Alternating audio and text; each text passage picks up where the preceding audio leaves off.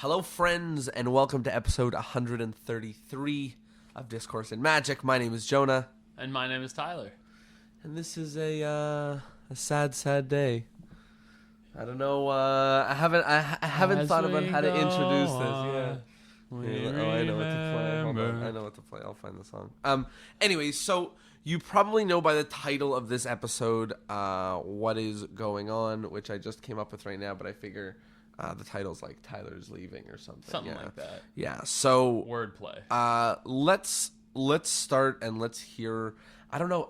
I know that it probably feels like out of nowhere for people who are listening to this. Are like, what do you mean Tyler's leaving the podcast? Where do we start? Yeah, I don't know. Do we want to start with what's going to happen in place of that, so they're not scared? Yes. Okay. So people who are frantically worried about their love for interviews and the sweet sound of my voice that you use to go to sleep, there will probably still be more of that. Or what I mean by that, there will be more of that for now.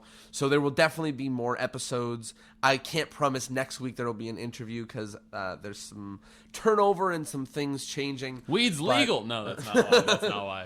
Tyler's leaving because weed is legal in Canada. No, that's super funny. No, so things are going to be changing, but there is still going to be a podcast. There might be things changing. There might be more episodes every week. There might be the same amount. They might change. There might be guest co-hosts. It might just be me. I have no idea. I'm still figuring all of that out. But there will still be episodes every Thursday. Might take me a week to get Discourse back on my never feet. does. But Discourse and Magic, # Discourse Army. Still alive. Discoursers. Yeah. So, talk to us. Why are you leaving the podcast? Why are you leaving Magic? Why are you leaving me? Well, I hope. Are I'm you not breaking leaving up you. with me? I hope not. I hope we can still be friends. But then again, that's We'll what be you say at the friends. end of almost every relationship, and it never works out. Let's stay friends. But why am I leaving Magic? So hold on. Yeah. So you're not just leaving the podcast. You're leaving Magic. Yeah. And I don't want to say leaving Magic where I'm like, yo, fuck you guys. I can swear on my own podcast, right? Yeah. Okay. I don't want to be like... Although as soon as you're done, I change all the rules. When you come back, I'm like... It's actually a vlog now. But I'm leaving Magic in the sense that I'm putting it on the ultimate version of a back burner. Like it's always going to be in the back of my mind, kind of the same way I think about mathematics. Like I studied it. It changed the way I see a lot of things. It gave me a new lens to look at the world through, but I don't think about it in my day-to-day, and I don't really apply it in my day-to-day life generally. And the reason for that is I guess I've just, been slowly losing the passion, losing the drive for it. And it's so hard to phrase. Mm-hmm. Let's start at the beginning, as we always do on this podcast. How did I get into Magic? I got into Magic mainly as a social catalyst, and I really needed attention. I could not get the amount of attention I felt I, needed when I was a lot younger, and I used it as a way to interact and to captivate people, and I was very happy being the Magic person. It was a great way for me to interact, seeing as I had no other way of doing that beforehand. For sure. I was completely antisocial. And with also, almost everybody. like what we spoke about even in the first episode, Magic was a way to interact with people that were older or wiser than us. Exactly. As a young person. And I see that too, right? I mean, a lot of what you're saying is true. When I was young, I did Magic so that older people than me or smarter people than me, and then it became obviously a tool for my peers as well. But, those people would be like, wow, like this kid's so smart. He's way above his time. And you're like, ha ha ha ha ha. Like little do they know I just in the deck. Read the trick from a book, right? Just in the deck. So Yeah. Even from the beginning, like this is no like this isn't like news that you and probably I don't know, maybe it was a little younger for me, but I see it, and a lot of people got into Magic sort of to use to talk to people. Here, don't be shy anymore. Do card tricks, and then you can come out of your shell. And I really enjoyed that. It did a tremendous amount for me.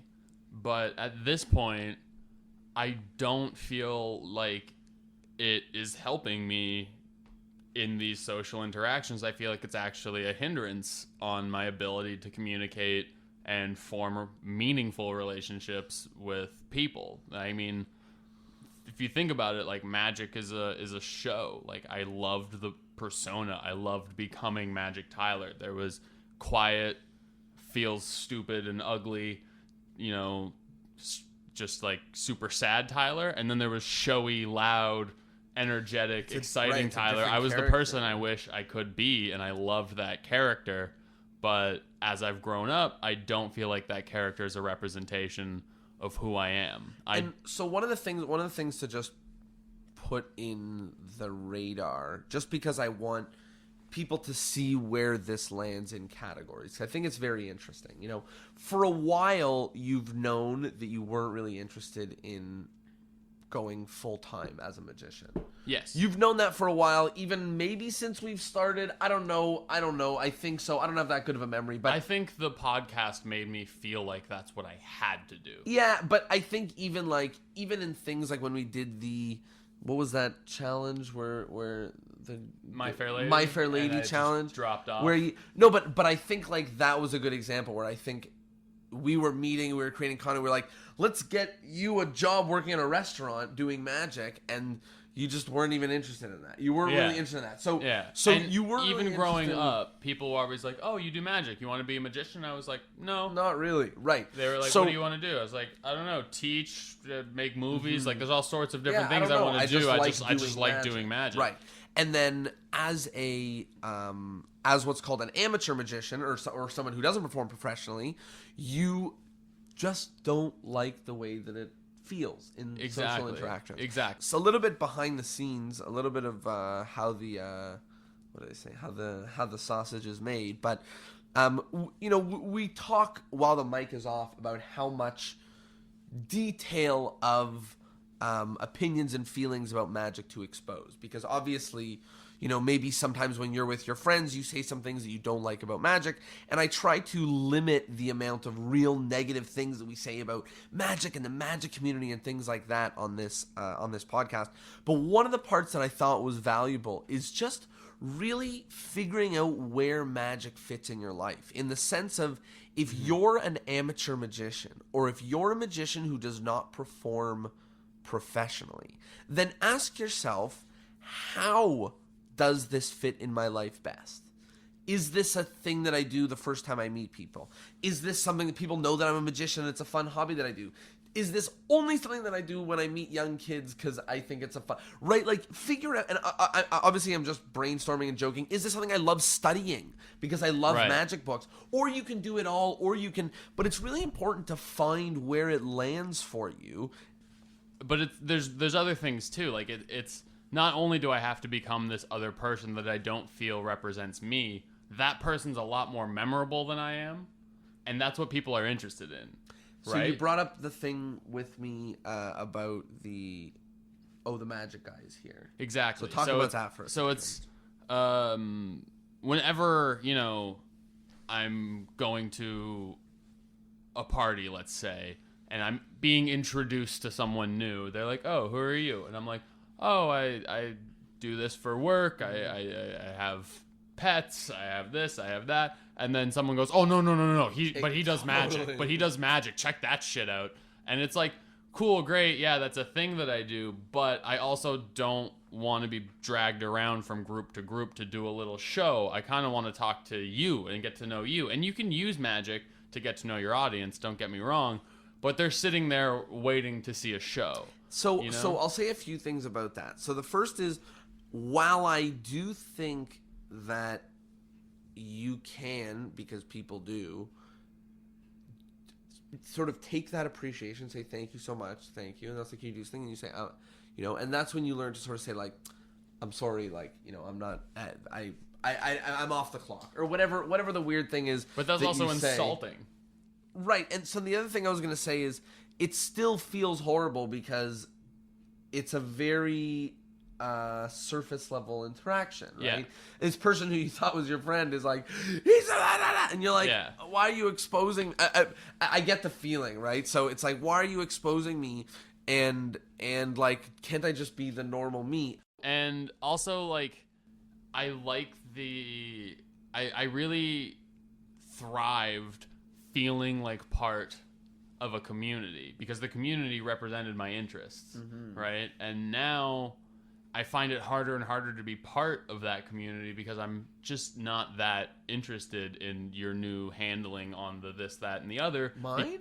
Yeah. Oh. I'm sorry. I mean, I kind of am. Like, Mine show me is stuff later. handling. Like, I still do want to watch people jam out and stuff, but it's not so much where it's like, I can't wait to go meet up with Ben tonight because I get to go jam out a little bit more. I got this idea that's eating in my brain and I have to share it with somebody and I can finally use the language I want to use instead of just demonstrating it and hoping that I get the reaction that I'm looking for. You know, like, jamming is the best. It's one of the best. Like, when me and you would have sleepovers, like, that after that first year we met at camp and we'd stay up to like 3 a.m. Dog. just like, that was the best time. That was the best time. And that was my first real magic friendship that I had outside of camp that was my age. You know, I would hang out at Browsers, but I'm hanging out with like Jeff and like all the older guys there, and it was very sort of mentor-mentee, and then it was like, whoa, we're like in this, and we're like, you know, and that was fantastic. But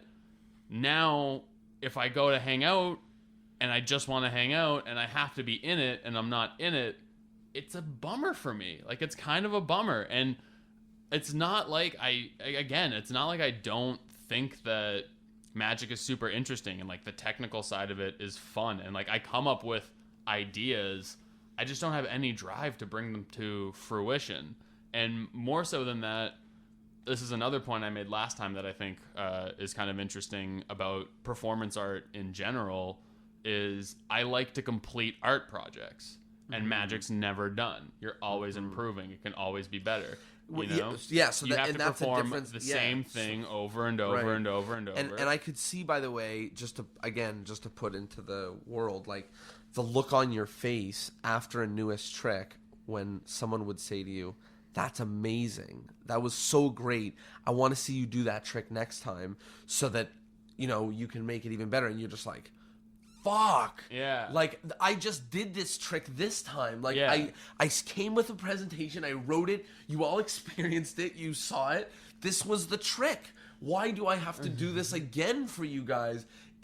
I don't want to do it again, like, it could right? get better. It could get better. But I want to learn, like, with film and like video editing, which is what my only real main focus right now. Like, I finish the project and then I notice all the errors that I've made in that thing, and then on the next project I don't make those mistakes. Right? It's not like I'm going to go back into that video. I mean, sure, I have like 4 or 5 different re-edited different rendered versions, but eventually I'm going to hit upload and I am never going to download and do it again. Right? Which is not really the case in most performance art, like stand-up comedy, magic, even stuff like dance. You know what I mean? Like, you're still going to do that routine again and again and again and again and again. And I guess it just stopped being fulfilling when I realized that I could fool just about anybody. Like, it was always a challenge. I stopped being nervous. Also, that's a huge thing for me. When I was a kid, I used to love being nervous. Like, oh, if this trick fucks up, I'm gonna look stupid. Right. And now when I fuck up a trick, I'm like, I saw the things under the box, and I'm like, I know. Magic's not real. You want to see another one, or do you want to talk to me? Like, you know what I mean? Yeah. And again, like, that's totally fine for that. You just don't have the drive to do that 1,000 more times. Exactly. So that it is perfect. Exactly. It's totally fine if you don't feel how I feel. You know, I'm not expecting that I'm not saying this is what magic is. It's just what magic is for me right now. Right. And I think a few different things about what you just said. So the first is that once again, I kind of just want to reiterate the idea that you want to try as best as possible, and I say this you and any you and me, you know, to find the places that magic fits in your life. Yeah. To find the places that magic can help you. And that could be a magical way of thinking, kind of like an engineering mind, right? That could be when you meet new people. Yeah. Or, like I said, we playing with a kid, right? Or that could be your... I love doing magic for kids. Doing magic for kids is the best thing in the world. That'll never probably go away. I'm never going to be like, I hate giving joy and wonder to this child. But kill me if you try to make me do a kid's birthday party. Right. Kill me. Right. That's not enjoyable for you. Yeah. And part of it is just finding that place of what is enjoyable for you and if you right now are listening to this and you consider yourself not a professional magician, then consider yourself lucky. And I'm not to say that if you are one, you're unlucky, and you know, being a professional magician is great for all its reasons, but if you're not a professional magician, consider yourself lucky, because what you have to do start and ends at what you want to do. Exactly. Right? Exactly. What you have to do in magic start and ends at what you want to do. And if you want to be somebody who writes amazing lecture notes and creates amazing tricks in your years of performing magic, do that. If you want to do kids' birthday parties on the weekend, do that. If you want to read magic books or collect a library, do that. If you want to just go to the monthly magic meetups in your city just because it's a cool community to be a part of, go do that, right? Like, if you want to go on comedy lineups and build an act, go do that. And that's the part that I want to bring home about this, because I think right now, like you just said, you're like, magic for kids is great, right? Yeah. So I just think right now in your day-to-day, it's not showing up. Magic isn't showing up. So that when we're here once a month, really, because we do the episodes, but they come out weekly, but we record them scatterly, maybe once the first week of every month usually. So we meet up once a month, and that's the only interaction that you've had with all of magic that month, right? Exactly. So we're having this strange situation where you know, there's all the joys and all the positivities of the podcast, but there's the limitation where you want to be involved, but you don't want to be a part of it. And you can see I'm sort of transitioning into talking about, you know, the leaving of magic, and then sort of the leaving of the podcast. And then I also want to talk a little bit about, again, because you spoke about it, but I'd like a little bit further, about the way that magicians interact with each other. Yeah, exactly. I'd like to talk about that more. But let's talk a little bit more about leaving the podcast. So I want you to talk first about how you felt over the last little bit doing it, in whatever way you feel, you know, you'd like to talk about that, and then why, sort of what you're going to do, what you're going to be filling your time with, and what you have been filling your time with, and sort of yeah. So when we first started this podcast, I had just dropped out of university. I was living on my own. I didn't know what I wanted to do with my life. I loved doing magic still. I was super into it at that point. And Jonah came over. We came up with the idea for Discourse, and that became our lives for months. And it was like 10 days a week. You know what I mean? Like, we were just into Discourse and magic. And I really tried to force that personality and that identity of professional magician upon myself, because it just made sense. It's what everyone had been telling me to do. When, like, my mom still tells, I told her, like, I don't really like doing magic. She's like, yeah, but you're so good. And I'm like, right. Yeah, I know, but and Ben said the same thing. When I told him you were going to stop, he's like, Tyler's newest trick performance is in my top 10 of all time. And I'm like, yeah, but, like, I can't remember the guy's name, but, like, that violinist, he was, like, best in the world. He killed himself because he was like, I hate the fucking violin. Right. You know, there's no point in forcing that. Of course. Right? So, I can't remember, we were talking about how I feel in the past few months. I don't feel like killing myself, so don't be worried about that.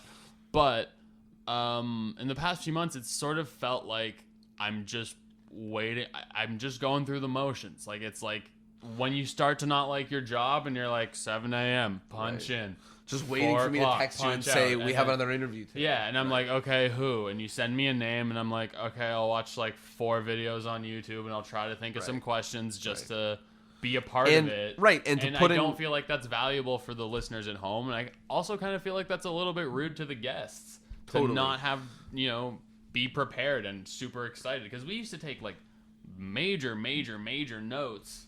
And also... the podcast has sort of been steering a lot more in the business side of things. We still do talk about theory, but there's a lot more business than there was at the beginning of the podcast, which is super valuable for people who want to perform more and want to get paid to perform more and want to get their name out there. But I don't really want to do that, so I don't really have questions. Not to decline that, but even when we're talking about performances and things, like, you're not working on a script, you're not working on an act, you're not working on a... So I wouldn't just say, because I think we're doing actually a pretty good mix of both. There hasn't been a terribly large... Maybe I just listen to the business more. Like, maybe that's... I have no idea, but also that's a good point to bring up is I don't really know how I feel about a lot of the things that I used to have opinions on, which is why in the last episode, which we got... Yeah, so I'll talk about that for a second. So over the last, 3 weeks since we released the most recent episode on ethics, I've got probably the most emails and phone calls and people in person talking to me about ethics and how much they disagree and all the different stuff. And I have to be like, I know. I agree. Those are Tyler's points you're talking about. I know. I agree with you. Yeah. So, but I think part of what was happening... It feels like the right answer, and when you're not living in the world of magic, right? We're not going to shows or performing in shows or whatever. It's easy to be like, if you don't do a disclaimer, then people, or whatever. I'm not pointing a finger at that specifically. I'm just saying, like, anything, regardless, if you're not in it, the opinions that you have about it are probably less tied to the reality than they're not like the opinions that I shared were more sort of thoughts. Like, I was free flowing, trying to think about it, and I needed to be swayed the other way. To be honest, I think what it really came down to, and the reason why I said most of what I said last time, is because I'm currently reading a book about self-delusion and like self-affirmation bias and like all these things. So like it's just in my head wherever like people are like, oh, the phone rang, that means my grandfather's speaking to me from beyond the grave because it always rang. He always called at 7 o'clock and nobody picked up on the other end, and that must mean da da da da da. So I was like, yeah, people are really susceptible, and I was just like in that space. You were reading about it. Yeah, I was reading about it. So, keep doing magic. Like, don't feel bad about that. So, over the last year or year and a half, I've been taking over most of the roles in coordinating the things for the podcast, but more importantly, interacting with people online. So if someone emails us, I'm replying. If somebody's DMing us, I'm replying. If there's comments, I'm the one who's in there. If there's and I think that part of that is because I like to be there and I like to do that, but part of that is because you didn't want to be a part of those conversations endlessly, right? Like, props to the people in the world like the Alex Pandreas or the Chris Ramseys who like probably respond the same thing over and over again in their YouTube comments over and over. Like, props to those people, right? Yeah. And I know that you're like reading it, you're like, I barely even care about my magic, let alone argue about how you feel about the script. You're like, fuck, I don't care. Yeah. And I think that that's not a shot against you. That's something that's saying that like,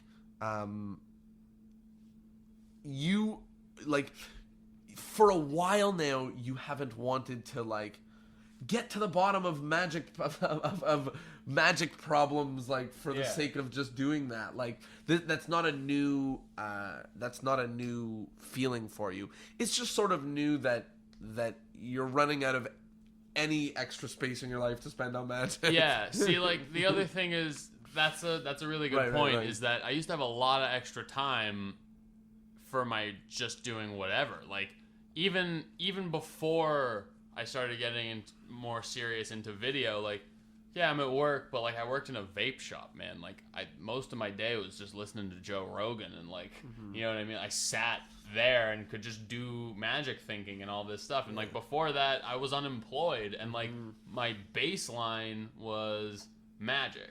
You know what I mean? Like just that was it. When I have fairly serious ADD, and like sometimes I literally could not get the phrase "think of a card" out of my head.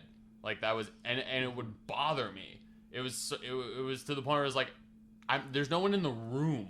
But also something that you said earlier, which was interesting, was that magic was the thing that you did when you were unemployed. And that was actually true for me too. You know, as soon as I finished school, we started this podcast. I think we started stuff while I was in Kingston. And I know that because my roommate in Kingston is the one that built the website. So, right. So like, I remember that those we started then. And this was like the step into the world of, could magic potentially be something that I do for a living? Yeah. So, and that was the big question mark for both of us. And I think for me, the answer was like, fuck, this is going to be hard, but I think yes. And for you, it was, fuck, this is going to be hard. I think I don't want to do this. Yeah, exactly. You know what exactly. I mean? Like... And now, not only am I employed, but like, I have a girlfriend and I have pets and I've got how many pets? I have too many pets. That's the name of your show.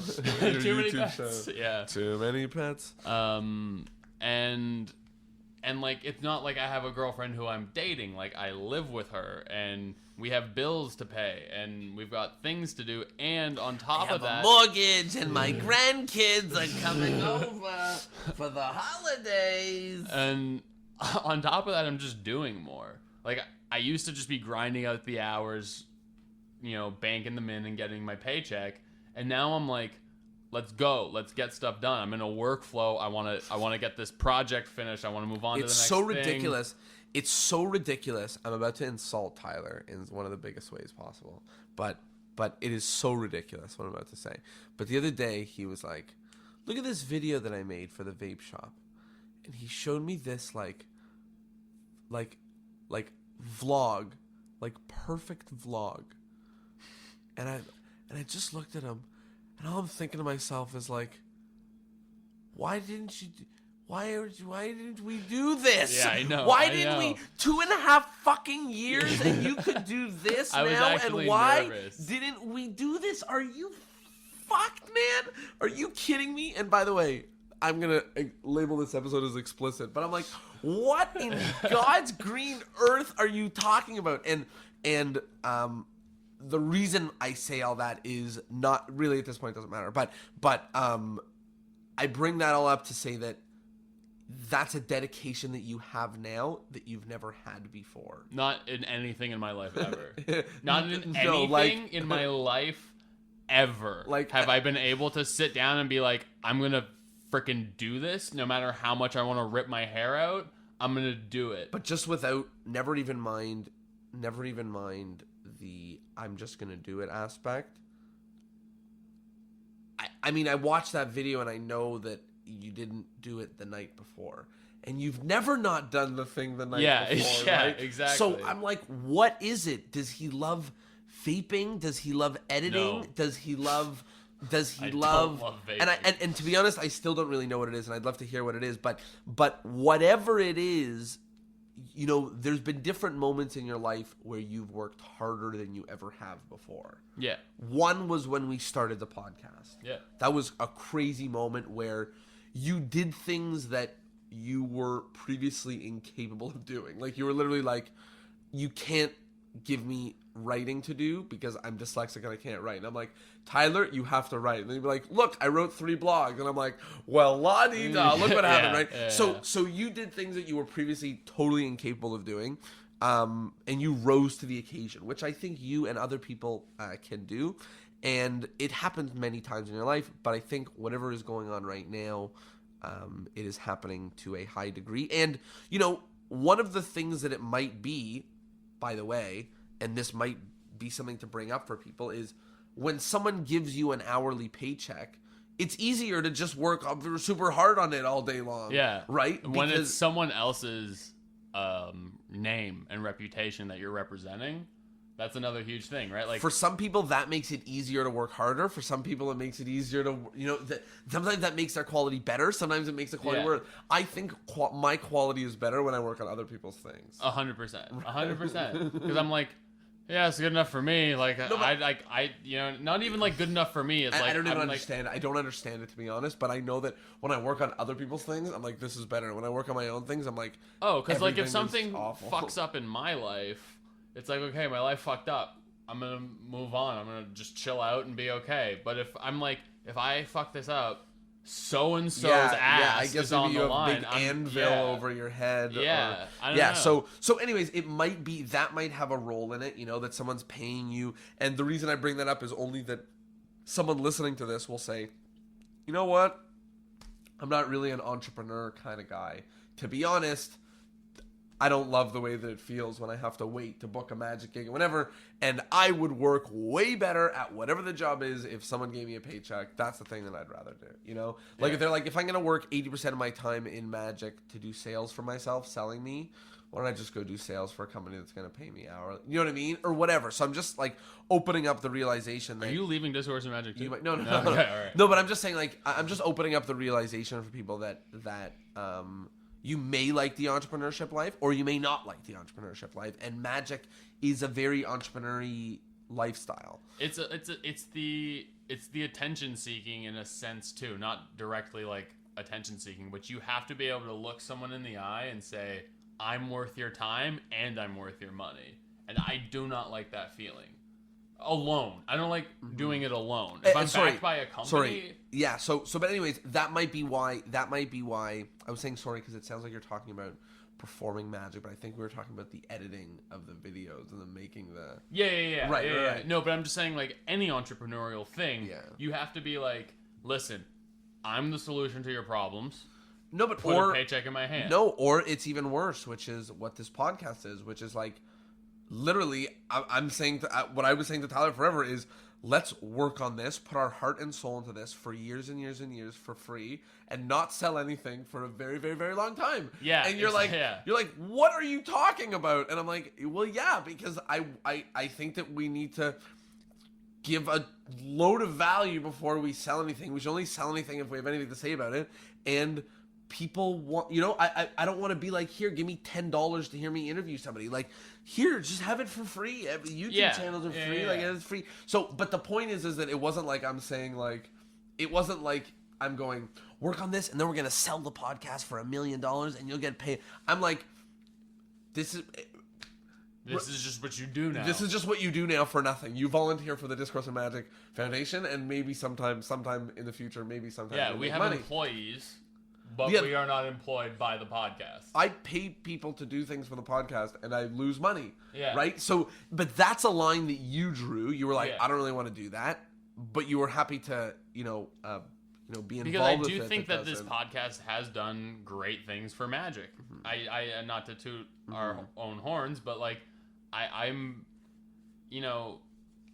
proud to have the involvement that I did have up to, fairly recently. Like, I feel like it was a great thing that I even though I'm leaving the podcast, I still think, like, I'm really, really freaking glad that I did it. You know what I mean? Like, to say that, like, yeah, I did a podcast. That's an interesting... This podcast has helped me have social interactions about, like, when people are like, oh, you have a podcast about, like, magic... It's very easy to steer them away from the magic side and just better than talk podcasting. Way better than saying, I have a degree in math. Right? Yeah. Like, in terms of, like, I joke about what's my math degree. My math degree right now acts as a talking point. It acts as if all of my math degree ever amounts to doing is to be the premise for one of my tricks, it will have been worth it. Like, that's all I assume it's going to end up being valuable-wise. So it's like, you think about, like, at the end of the day, in 20 years from now, you look back at the podcast, you're like, the best thing about the podcast was that I had a podcast. Yeah. Right? Like, and that's crazy, but that's also something to think about. You're starting a project, you have a show, you have a show maybe every week, but it's not filling up. Yeah. The best part of having a show will undoubtedly be the fact that you'll always be able to tell people that you have a show. Yeah, exactly. Right? Exactly. Because you have a show. Yeah.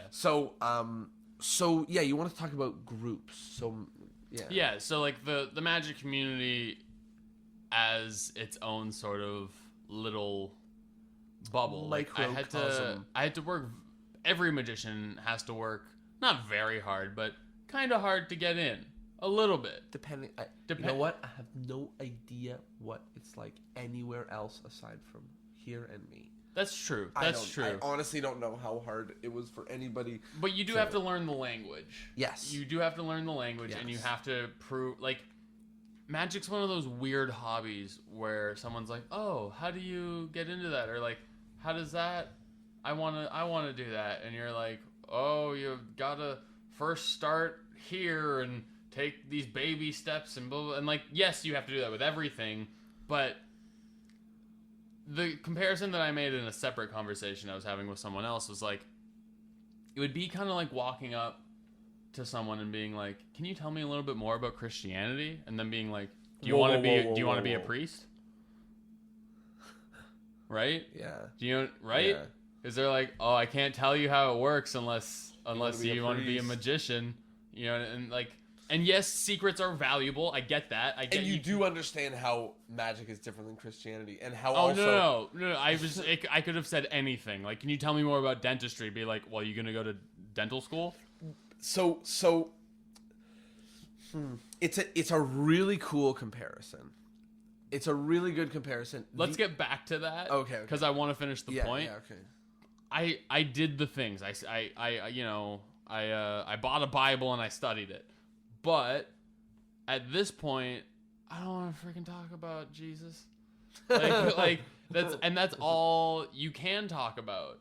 That's all you can talk about. It's like trying to talk to someone who like an MLG, like all I do is play Dota or League or whatever it is, and it's like, "Hey, so what's up?" And you're like, "Oh, they just released new skins. I got to do my dailies. I got to do it." And it's like, man, like what else is going on in your life? So let me just put in perspective what you're saying, because I think it's a little bit confusing. Because they don't know what any they of the have no things idea what you Those just are said. all gamer terms for things. So I'll just describe what he just said, which is like a lot of communities, no matter what it is, and another one that just came up that I heard when I brought up this topic was Magic the Gathering.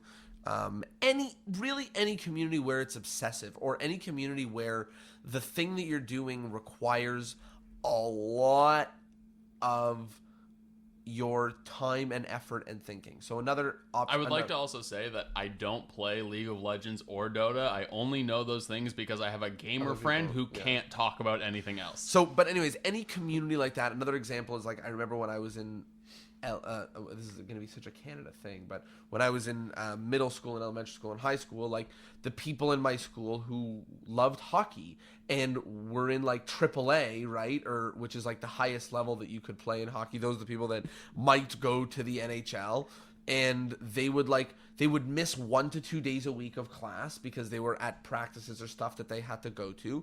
They would always have games. They would never be out at any of our events ever. And you would try to talk to them and they would just be total meatheads. Have you ever seen an NHL player off the ice in an interview? They're the same person. Right. And we gotta do our best to keep it. But anyways, for the boys, we gotta try real hard. And the point is that people that are really, really, really engulfed in certain communities become obsessed with them, and more importantly, when you spend time with those people within those communities, sometimes it's hard for them to act like normal humans.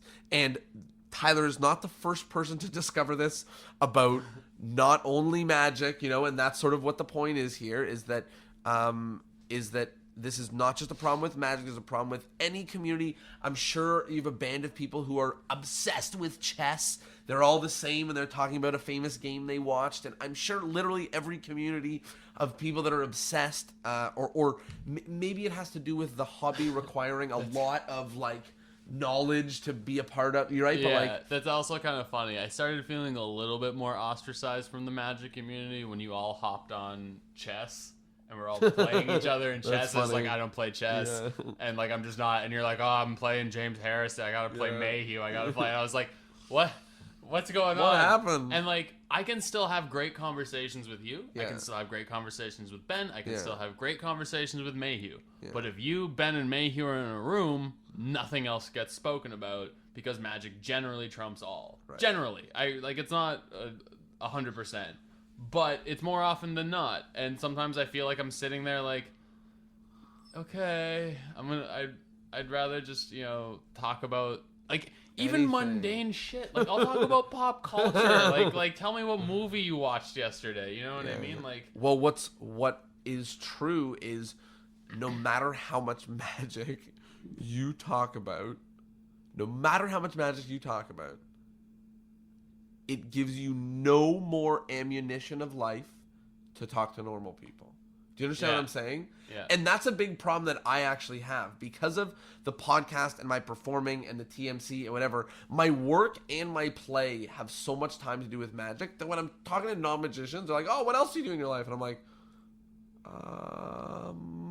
I listen to podcasts. They're like, "Oh, cool," and then I'm just like, "Just don't mention that you have a podcast about magic, exactly. right?" And thankfully, I don't listen to magic podcasts, Yeah. but I listen to business podcasts and comedy and those are all tying into your focus, which is business magic. Business magic, comedy, entertaining, it's all the same, right? So I have that issue where I need to put my ear, and I do it now more and more, but put my ear to pop culture, watch new things that come out, be in touch with the news, I talk to I know this, some of you will be like, that's great of you. Someone will be like, that's what it's like to be a human. But I talk to people beside me at coffee shops and stuff just because I need to get in touch with the world because otherwise I'm so disconnected that what do I say to you people? So I get it. I get the magic is so insular and self-fulfilling and, stuck in its own loop. Yeah, and it's also happening to me too outside of magic with video. In other communities, I'm sure. And I mean, I'm becoming the person you're talking about where they're like, what are you up to? And I was like, oh, I'm really learning how to properly use nested sequences in order to da-da-da-da-da. And they're like, what? And I'm like, that's not actually what happens, but that's what I want to talk about. Right. And I also find that when I find someone who does video, it's like, oh, you really jam on it with them, right? Yeah, of course. It's like that first time we had that sleepover. Of course. It's the same thing. So, sort of two things to take away from this. So, number one is that if you have people that you can jam on stuff with, it's really valuable, and you should do it because there is literally no better joy in the world than sharing on ideas and growing and learning and thinking together and I don't know, literally what's better than that? Nothing. So there's nothing exactly. I can't even think of anything that's better than that. It'd be to come up with an idea with someone because you're both, oh my god, amazing. But the other thing to think about is, and some of you are going to be like, duh, and others of you are going to be like, thank you for the reminder, which is have normal relationships with normal people and focus on things that are not magic, because that makes your magic better, and it also makes you a human, and it makes you more of a normal person. You want to have real connections with people on stage. It's got to be grounded in something they can. I had such a weird experience the other night. I went to go see an opening night movie of a friend of mine who is in med school, and he wrote and directed his own movie that was playing at the Toronto After Dark Film Festival. Cool. It was outstanding, and it was the first time in so damn long that I went to a production as an entire guest, knew nobody that was involved, bought my popcorn, sat in my seat, shook the guy's hand and said that was outstanding, and left. Yeah. And it just felt so weird that I was like, people were like, oh, where do we go? And I was like, let's just stand in this line.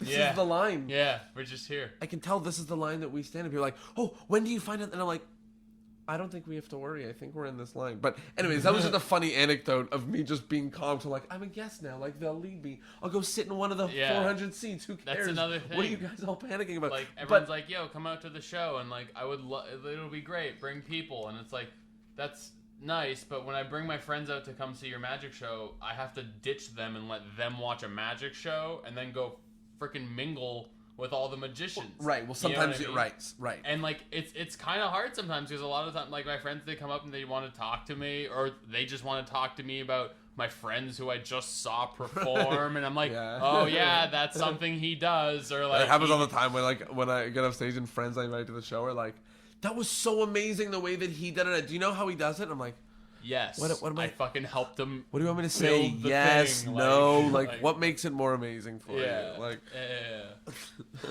yeah. And like this might not resonate with everybody, but I feel like there's a lot of, I don't want to make it seem as negative as this is going to sound, but I guess insecurity in the sense of like, by the way, after this we're going positive. yes, yeah. Continue. Insecurity in the sense of like, there just needs to be this affirmation that like I fooled you and I'm good, right? Or they're like, or there's a. Do you mean amongst magicians, or even magician to layperson? Amongst magicians, but magician to layperson more so. I actually think it's more so magician to layperson. I don't really care if I fool magicians or not. Like it feels great, but like I make a magician fooler for that. So rarely, you know. So like, you know what I mean? Like, and I feel, at least for me, it felt like an insecurity where like I had to have this thing and I had to have that be solid at the very least so I could walk away being like, they might not like me, but I got them, or whatever it was, you know what I mean? Yeah. And I really started to feel more of the need to just be comfortable being Tyler and not Tyler the superhero, not Tyler with the magic powers. You know what I mean? Like I think it's okay to be like, what'd you do today? And you're like, oh, I cleaned and I took my dog for a long walk and that's my life and I am okay with that. Like I don't have to be selling out shows and performing for hundreds of people and all this to feel like I'm complete. Whereas if I had the identity of a professional magician, I wouldn't be satisfied being like, oh, I just cleaned my house. I just cleaned my house and I just did this. I should be booking gigs. So there's you have a book on your shelf called "Be So Good They Can't Ignore You." It's just so good they can't ignore you. So good they can't ignore you. Whatever. Which is a Steve Martin quote, but a Cal Newport book, which is an outstanding book actually. And I feel, and I totally think that book has tremendous value. I'm not trying to discredit the book. You would actually, what you're about to say, you would actually be blown away because it's actually exactly what you're doing right now, that book. But continue, no. That's why I know. But I'm just saying that title makes me think, yo, some people should ignore me. Some people, I'm not valuable for everyone's life, and I don't need to be. Okay, so I'll tell you what it's actually about. You've explained it so many times. I know that's not what it's about. Do you know what it's about? I mean, like, go ahead and explain it for the podcast. So the point of it is about having, it's like, the best thing that you can do is to have a skill. By having a skill, then you're very hard to get rid of. Like if you're the best editor, or if you're an awesome editor, then like of all the things that you can work on, it's better to, instead of, if you're voting like, should I have a job for 7 years, should I have a good resume, should I have the thing that you actually want is an awesome skill to be like, great at something tangible, something to be good actionable. At a thing. That's basically what that book says. But just the title is what I'm focusing on. It's like I don't mean like some people should not, pay any mind to me, but conceptually, like, that is what the title alone is how I feel a lot of magicians feel they need to be for everyone all the time. And it's like, you can literally mean nothing to somebody and still have a great life and still be okay with yourself, and like, you don't have to leave a lasting impression on every person that you meet. There's billions of people out there, and like, some people are super into ghost hunting. Like, I don't care. Like there's nothing, I have nothing for you. I've never done it. I don't believe in ghosts. Like, you know what I mean? Like, you can't mean something to everyone. Exactly. Right. And a lot of magicians are trying, a lot of magicians overperform, right? How many times have you seen that where the person's just like, yeah, okay, I was done 5 tricks ago. Right. Leave my table, but they're being polite, and then magicians walk away being like, never mind it. Every time. Never mind it in a professional setting. It's much worse in an amateur setting. Where it's like, you said you were going to show me a trick, and now I just, you put the cards away now. Another one. another one, right? Like, Yeah. you don't want that. I used to do that at high school parties. You know what I mean? I would just sit there and do magic. I would just bounce around from group to group doing tricks. magic. And like I should have been probably underage drinking and making out with people. You know what I mean? Like that's definitely what I should have been focusing on. Exactly, right? But no, I don't know the right way to say this, but like, it's not your fault. And the reason it's not your fault is because you would arrive and they'd be like, oh my God, Tyler, Exactly. go over there and show them the track. And you're like, and then how am I supposed to date a girl? How am I supposed to have a, like, what and what exactly are you talking about? like what you said earlier, when you walk off stage, you can't really turn that off. It's the So same you've thing. done one trick. Now you're the magician the whole night. For eternity. Even if other people are done with you being the magician, you're in that mode, and it's so hard to flip that switch on and off. And you it's know a what I switch mean? that you don't like having left on. Yeah. I want to talk a little bit about some of the positive things. I want to talk a little bit about, first of all, some of the positive things in magic, like right now, like honest things that you enjoy and that you would, if you could, be a part of. And then I'd like to reflect on some of the interviews or anything like that we've done. So what right now in magic, you know, because we've sort of bagged on it a lot. I don't want everyone leaving this being like, you know what, they're right. Fuck magic. Because while I'm agreeing with him in the sense that, and this is what I said to him the other day when we were talking about this, but I agree with him in the sense that everything he's saying is valid, right? None of it is invalid. None of it is all feelings are valid. Yeah. All feelings are valid. All 100%. feelings are valid, but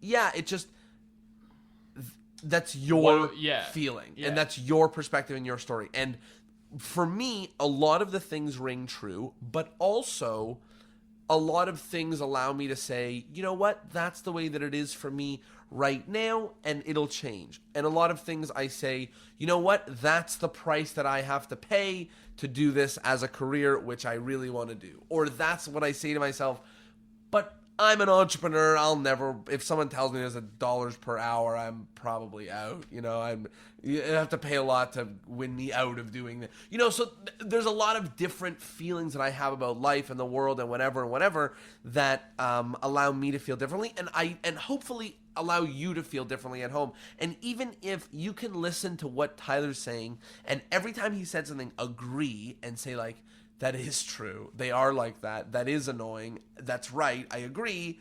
And then all said and done say, but God damn it, do I love reading magic books and, you know, learning magic and getting better. And if you say that and you still like doing it and you like working on your, you know, then I don't want this to discourage you. I don't want this to discourage anybody. I only want it to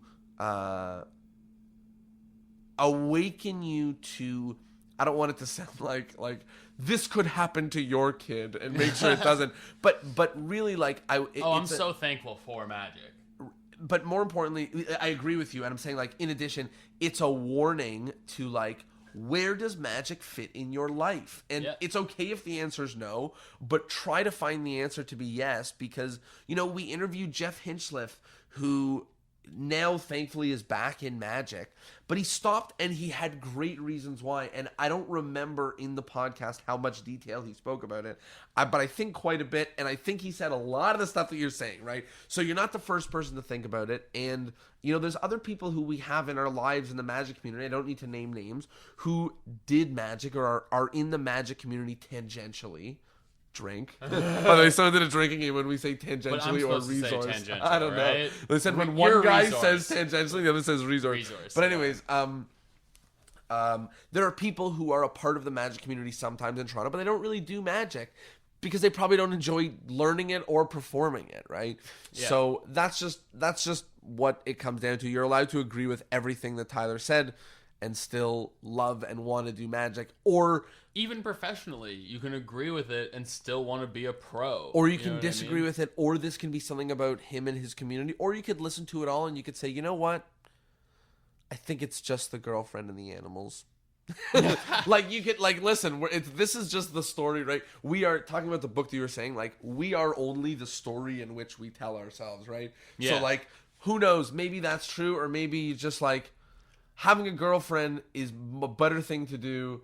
when I have free time than sitting and working on magic tricks. That is a lonesome thing. And now that I don't have to do that, I choose not. Right? Like, it could just be as simple as that. Yeah. Or it could be as extravagant as any of the things Actually, that we said. what I think is funny, just to get a little personal here, so when we have sex, it's actually the opposite of what you're saying, because Wait, hold on. Let me just... every past relationship that I've had hated my magic. Right. Hated. Like, they were like, it was the thing I did when I had free time away from that damn woman who's texting me. I know why your other relationships weren't working. Yeah, because I refer to them as that damn woman. You're shaking your fist in the air. Like, you know, but like, this was the first time I've ever had someone get as excited as I do about my magic. And when I come up with an idea and I share it, you know, Brittany's like, oh my God, that's so cool. That's so exciting. That's so amazing. I'm so proud of you. Blah, blah, blah, blah. And it was like, wow, this is great. I have support and all this and that. And the more I started to feel supported and loved and as part of a thing, the less I started to care about the magic, and the more I started to care about the thing I was a part of. And I was more focused on how I can be supportive on the other end versus what my needs and what my wants are. Yeah, you know, another way to think about it is that it's like you potentially were... So here's another way to think about it is like when you don't have a girlfriend, you search for attention and approval from other people. Yeah. And then you got it from her when you did magic, but you also get it from her when you're clean up after yourself, right? And like are a normal person, and then you realize like, oh, like, you know, now I just have to figure out now that I realize that it's all just for me and it's not for anyone else, and she's gonna like whatever it is that I do, what do I really want to spend my time doing? Exactly. Now that I'm not trying to win anybody over to team me, I have her, I don't need to win anybody else over. You shouldn't be discouraged because that's the way that the way that you feel right now, and the way that you enjoy or interpret magic right now. Yeah. Let's talk positive stuff. Yeah. So the first is, what's going on in magic right now, Toronto or otherwise, that you like, you know, wish you were a part of, or that I mean, like not all magic is bad. No, so, like, no, not what's at good? all.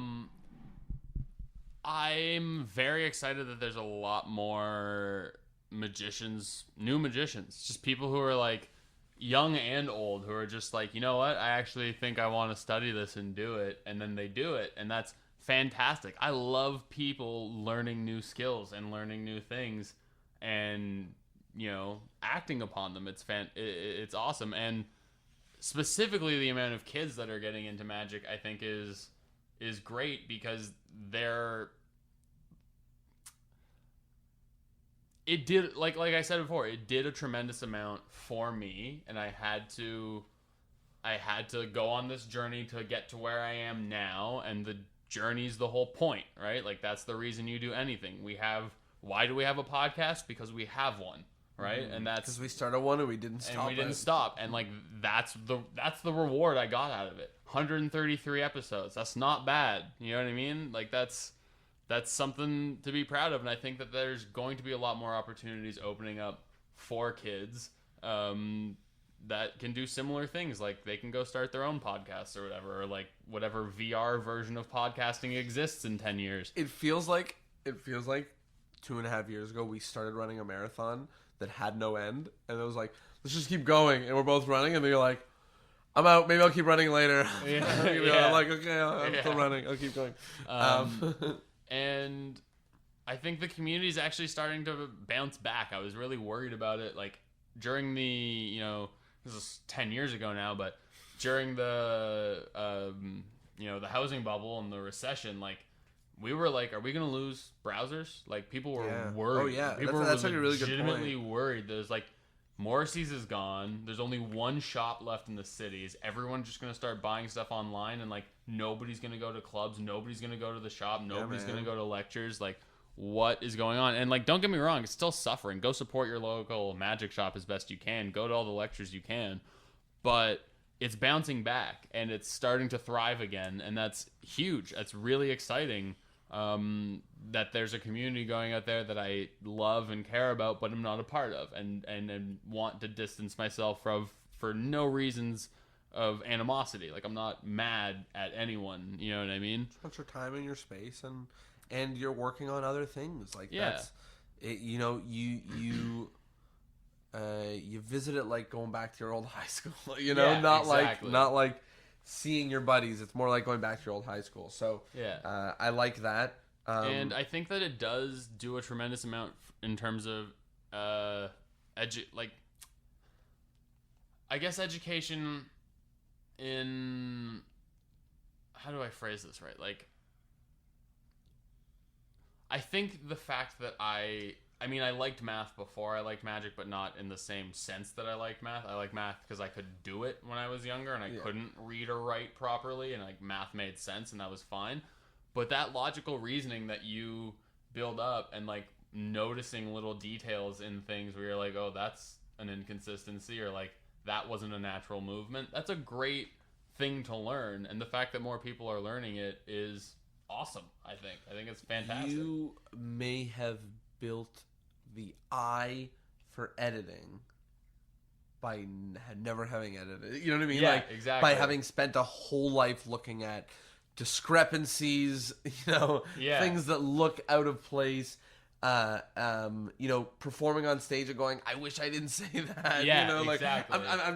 I'm making it up, but it's interesting how all of that is so transferable. Yeah, you know, and like, you learn. there's rules in magic because there's the rules of reality, which we're trying to, you know, manipulate and like through illusion and whatnot. But you're like, okay, I have to block this. I have to, you know, do this in this motion under this cover, and this is going to allow me to do this process. And then at the end, magic trick. And same thing in editing. It's like, but the rules are different. You're like, okay, I have endless layers of screens, and I can punch holes in them, and I can do this and that and the other, and it's a whole other mindset to think of, but it creates a very similar effect, which is something that feels bigger than it actually is. You know, like, I don't know if you saw the newest trailer for the Dr. Leon cards. Like, it's fantastic, and like, none of it really makes sense. You know what I mean? Like, when you're watching it, you're like, I don't really know what I'm like. It does make sense. That's the wrong way to phrase it, but like, it's just beautifully shot, and the transitions are super cool, and it's just like, whoa. And then, you know, underneath all that, it's really just a bunch of, you know, switches and dials and this and that. Of course. And it's a whole other way to think about art, I guess. You know what I mean? Especially art that has an effect, like a direct effect. Like a painting or a photo, you kind of just make unless you're editing the photo. Do you know what I mean? Like, you can play with perspective and play with illusion, and it's very tactile in a sense. If that, I don't know if that's the right word. I'm having trouble phrasing it, but more than anything, just to say that, like, you learned a lot from magic, and you're gonna use it. Yeah, and you know, I think there's a lot of interesting philosophy in magic. Like, why does the idea of psychological conditioning, right? Like, when you repeat an action twice, and then on the third time you do a move and nobody notices because I think you become wiser about the world by learning more. How magic. people think, why people think. Like, you know, I started recently teaching someone magic, and after I taught him quite a bit, and then he saw me perform, and then I taught him quite a bit, and then he asked me some questions, and then, you know, it was about 8 or 10 months, and then he had a weird look on his face when I started to understand that he was like, this isn't fun anymore. This isn't fun anymore. Magic was once this mystical thing and I started learning it, and each bit I learned was like 2 parts interesting and 1 part detracting, and like he's like, now it's like magic doesn't feel the way it used to feel anymore because I know what's going on and everyone sucks. It's kind of, and I'm like, weird. Yeah, man, everyone does suck, and you know what's going on. Like, it's kind of weird that that's starting to happen with video too, in the sense where it's like, now when I watch one, I'm like, oh, I know how they did that. I know how they did that. It's gonna happen so much. And also, I get fucking angrier. Of course. The same way when I watch Magic, when people are like, I was so good. I'm like, really? You didn't notice him do this? Or like, you didn't think that line was inappropriate, or like whatever it was. I'm just like, really? this is a blockbuster production. You couldn't take 2 more hours to make sure that didn't jump or whatever it was. You know what I mean? But at the same time, it's just another lens. Like, all knowledge is good knowledge, right? Well, maybe not all knowledge. Not most knowledge is good knowledge. That's true. Yeah. Yeah. So there's another lens in your world now to view magic. I think magic is in a good place. Young people are getting into magic.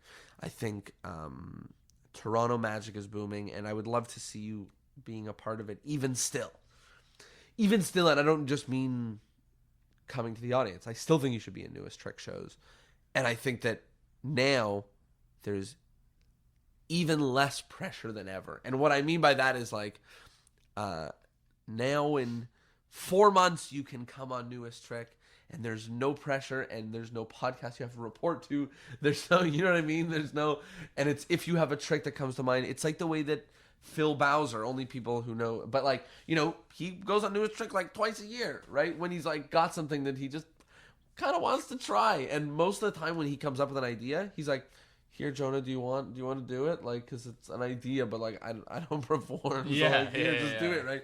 So like, if you have an idea, you can test it there to make sure it's alive, and then say, here, anybody want it? Like, I don't care. Like, or just you only have to do it the one time. No one's ever saying to you, oh, I want to see when you do this professionally for a team. You're like, that's not the point anymore. That's not why I'm doing this. Yeah, that's not the point anymore. Yeah. So, that's nice. But I want to see more in the Toronto Magic scene. And anything you want to reminisce on before we end? We've been talking for not too long, an hour 15. Oh yeah, we got time. What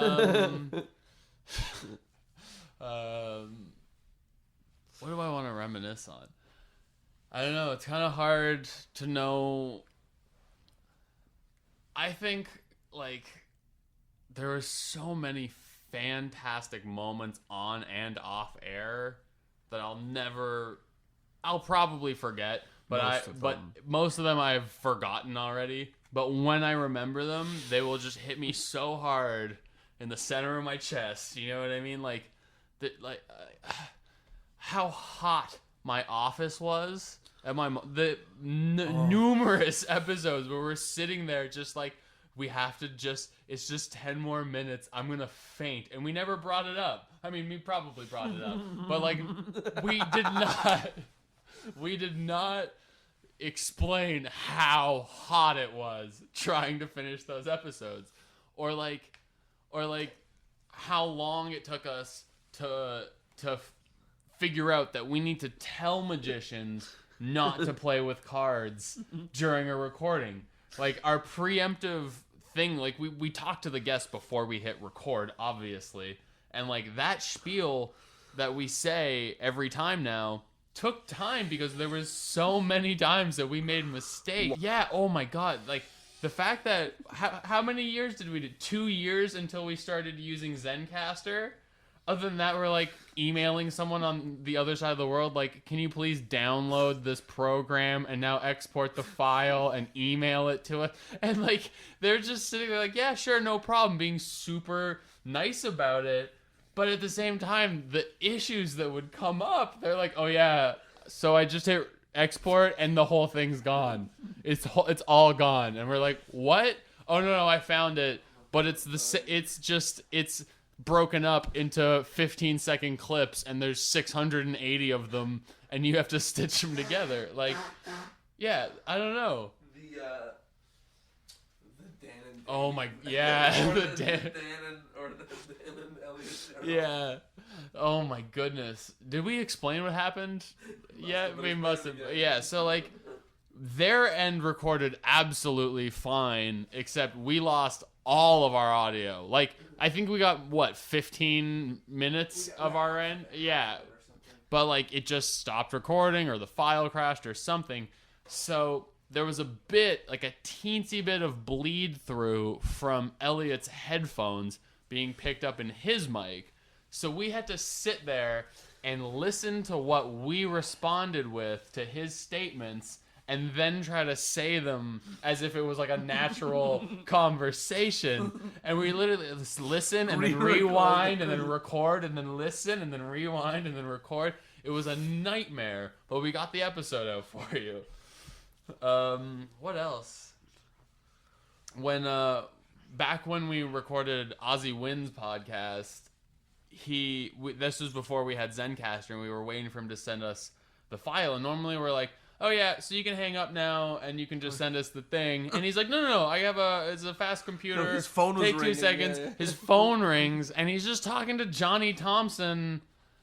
Which was like 50 episodes before we had Johnny Thompson on. We were just like, what the fuck? Like, we're overhearing a conversation with Johnny Thompson? Yeah, like, we were amazed to be talking to Ozzy Wynn. The only reason why we ever had that in was because he came to the Magic Camp, right? So, like, we were like, oh, thank God he was willing to... Da-da-da. Now we're like, oh, we're just hearing this personal conversation between Johnny Thompson and Ozzy Wynn. And, like, I can't really share what the conversation was about, but it was very freaking memorable. It was really memorable. I wonder if we have that on recording. No, because we'd stopped at that point, unfortunately. I wish. That's hysterical. That was the best. Now people are going to ask me what Ozzy been talking about. I'll never tell them. I didn't remember until you brought it up. What about... Good memory? Oh, I was going to say Magic Camp. Like, just... Oh, yeah. We recorded at Magic Camp.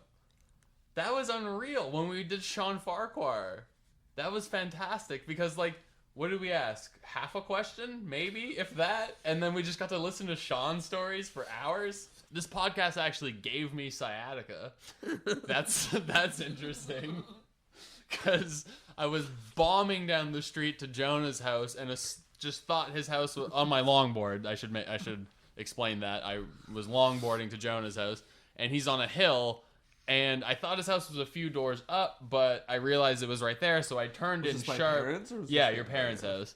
And I actually didn't have enough time to stop, so I like whipped into his driveway and then hopped off my longboard and took like maybe one step and then had to throw my foot up on his front steps. And I don't know if you remember, but like I hurt my back so bad that time. I was like lying down. I couldn't do it. I was just like, I was sitting there like almost crying. Like, we have to just end this interview. I don't even remember who. I think it was like Chris Wheel or something like that. But like, I literally have not recovered from that longboarding injury because I was late to get to Jonah's house and I was going as fast as I possibly could. We've recorded the podcast in like everywhere. 10 locations. So it's been here, which by the way, this house that I currently live in with Mark, as of the end of this month, Mark and I are moving out, and Tyler and his girlfriend are moving in. Brat. Stealing it. So, you know the location because you've seen videos here, but we've recorded here. When I was in Kingston, I recorded stuff at your place. On Danforth, my mom's house, Danforth, your parents' house. Ben's, Magic Camp. When do we film? Yeah, in Ben's back room. Who did we do back there? I don't. I remember we did. Gazzo. Yeah, it was Gazzo. It was Gazzo, and I also think we did. Did I tell you that when I saw Gazzo at the convention, I was like, "Hey, how are you? Do you remember doing the episode?" He's like, "I don't remember at all." I'm like, "Yeah, come on, we did." Like, he was like, "I have no idea what you're talking about." I'm like, "Are you sure?" Discourse. I just explained. He's like, "I don't remember you guys at all." I'm like, okay. Well, thanks. No, I did not. I don't know that. But who's number one and always been on? The King. Who's the? David Malik. Yeah, I think we did Malik and Gazzo. No, in we Ben's did. Back No, room. we did David Malik. I was at my parents' house. Oh, okay. Mayhew's house. Mayhew's house. We went to Scott's place. Lee's. Yeah. Lee Asher. That was probably one of the best memories for sure. Like, I'm vegan. Jonah's got crazy allergies. He cooked us specific meals. He showed us his card collection. It was like, it was the best. Sweet. Yeah. Yeah. He gave us some crazy Asian liquor that's supposed to like help with digestion. It's a digestive. I don't think it's Asian liquor. It's just regular liquor. It's just what it. No, it was Chinese. He made that very clear. I think it was like some sort of baijiu. I don't remember. What else? Anything else? Browsers. We recorded at Browsers. Oh yeah, I recorded. Oh, so here's a behind the scenes. The episode that we did, which was Browsers and and Mike Siegel from camp and Ben Train. Do you know what I'm Oh, about to yeah, say? yeah, yeah. The morning of the Mike Siegel interview, we partied at your house. I don't remember what the party was, but we partied somewhere. And then in the morning, we were both hungover, but Tyler was too hungover. Yeah. So I said, I'll go without I you. was literally like, I cannot go. It's not like I'm too hungover to go and I just really don't want to. I was like, I can't But get out of this bed. I think we faked it in the episode. So I think in it, it's like, hey, I'm Jonah, I'm Tyler. We're here with Mike. And then Well, I think you ask a question or something. I think I just asked questions that you asked and recorded them in or post maybe or you something. didn't ask Or anything maybe else. you just said he's not here. I don't remember. I don't remember either. But I recorded at the vape shop that I work at. Really? Yeah, didn't know that. we had to do an episode, and there was a staff party.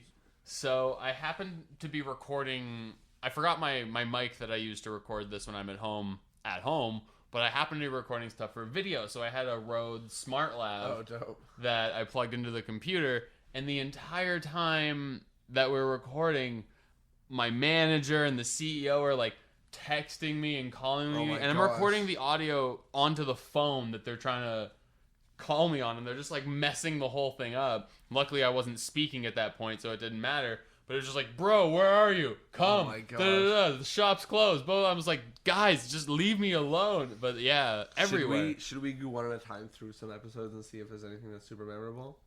I guess We'll go page that at a time, Patrick it's fine. Kuhn intro. Okay, is so pretty Eric good. Leclerc, that's crazy. Just because now he's like doing Tricked, and he's just like, that was one of the first people who like, he was a big deal then, and he's a huge deal now. You know.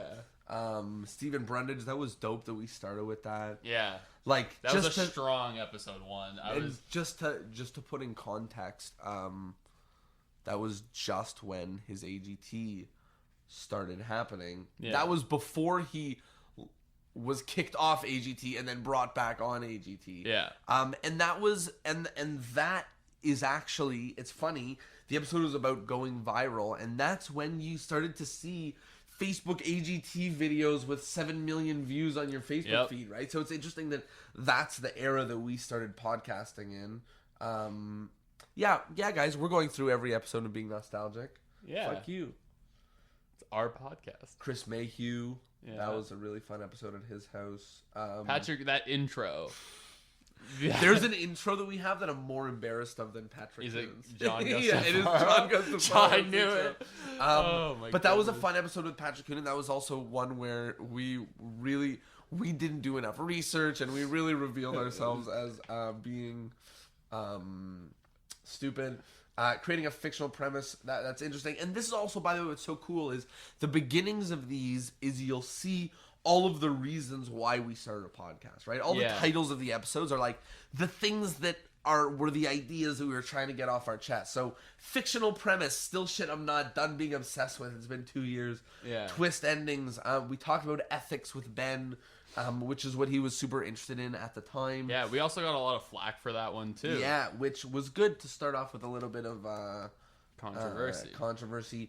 Chris Westfall, that was recorded at your place. That was really fun to do. That was a hilarious episode. So in that episode, this is fun. I'm Yeah. this. Okay, so you can explain that one. Tell us. I don't know if should I explain what I find hilarious? Contact lens part. Oh, that part. That's not even what I was gonna talk the about. mispronunciation part. No, not those were great too. Everything about that was funny. It's like Westfall is one of the most comfortable people performing I've ever seen in my life. One of the least comfortable people I've seen being interviewed ever. Like, we asked him a question and he was a deer in the headlights for like, there was a lot of time cut out between that.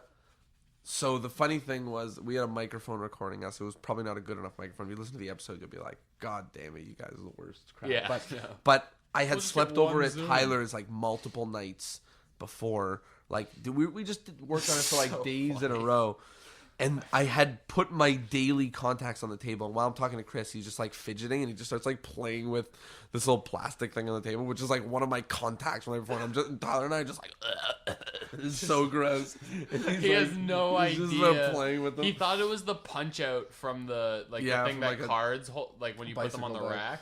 That was fun. The intro, there's episode 9, the intro, magic shops, camps, and friends. That was fun. That was back when camp was so full of hope, and we were like, and part of the reason why we started the podcast was kind of like to promote the existence of camp, which is really unfortunate that it ended. But it was interesting that that's something that we don't actually talk a lot about now. But part of it was being like, we will bring people to us, to Canada, to like, you know, like, I mean, I don't know if we ever said that. We tried. We tried. Yeah, there was episodes where, like, we were in like the people beginning, from all around the world come. In the beginning of the episodes, we'd be like, "Hey, welcome to episode like 12. By the way, we go to camp. You should like." We just did a fake ad. We just did not a fake ad. We did an ad for the camp. Yeah. And no one paid us, and then it closed. So maybe our ads are horrible. Yeah. Then the Lee Asher, that was outstanding. We just spoke about that. By the way, if you're tired of hearing it, you can just end the episode. Yeah, we're gonna keep doing this. The Aaron Fisher and Adam Grace. Anything specific about that sticks out to you as being funny? I do remember one specific funny thing, which is just the day before. So the day before, we were on the phone with Aaron because he wanted to talk to us about what we were going to talk about, and he started talking about, you know, the different levels and layers of magic. And Aaron Fisher is an absolute genius, but he's one of those levels of geniuses where, you know, if Einstein explained the theory of relativity with the actual details, it would really gloss over. Yeah. And that was what happened. He's like, so there's 19 core layers of magic. Yeah. And we're just, and like, Tyler and I we're like, so it first penetrates the center chakra, which is the x-axis, but then you have to consider the z. And he went to like we just had no idea what he was talking about. And we were peeing our pants on, and we hung up the phone. We were like, I have no idea what's going to happen tomorrow. And then the next day he made a lot of sense. Yeah, everything everything was brilliant. It made a lot of sense. He was like, I need to explain this to normal magician people. Simon Black, which I didn't realize was episode 12. That was so early that we interviewed him. Yeah. Which is crazy. And that was fun. That's the only episode of our podcast that Derek Delgadio has ever listened to. Really? Yeah, that's the only one. Okay. So, if you want to see what Derek Delgadio thinks about us, listen to the episode and you'll probably know. Oscar Munoz, that episode... That we had to record 3 times? Oh, 3 times we had to record that one because he was recording on his iPad and it would only record for 30 seconds. Yeah, whatever it was. Oh yeah, that was the worst. It was 15 minutes. 15 minutes. Because we actually talk, and then you'd be like, okay, let's try tomorrow. It took multiple days to get that one recorded. Our magicians were like dream guides. That was just a stupid episode.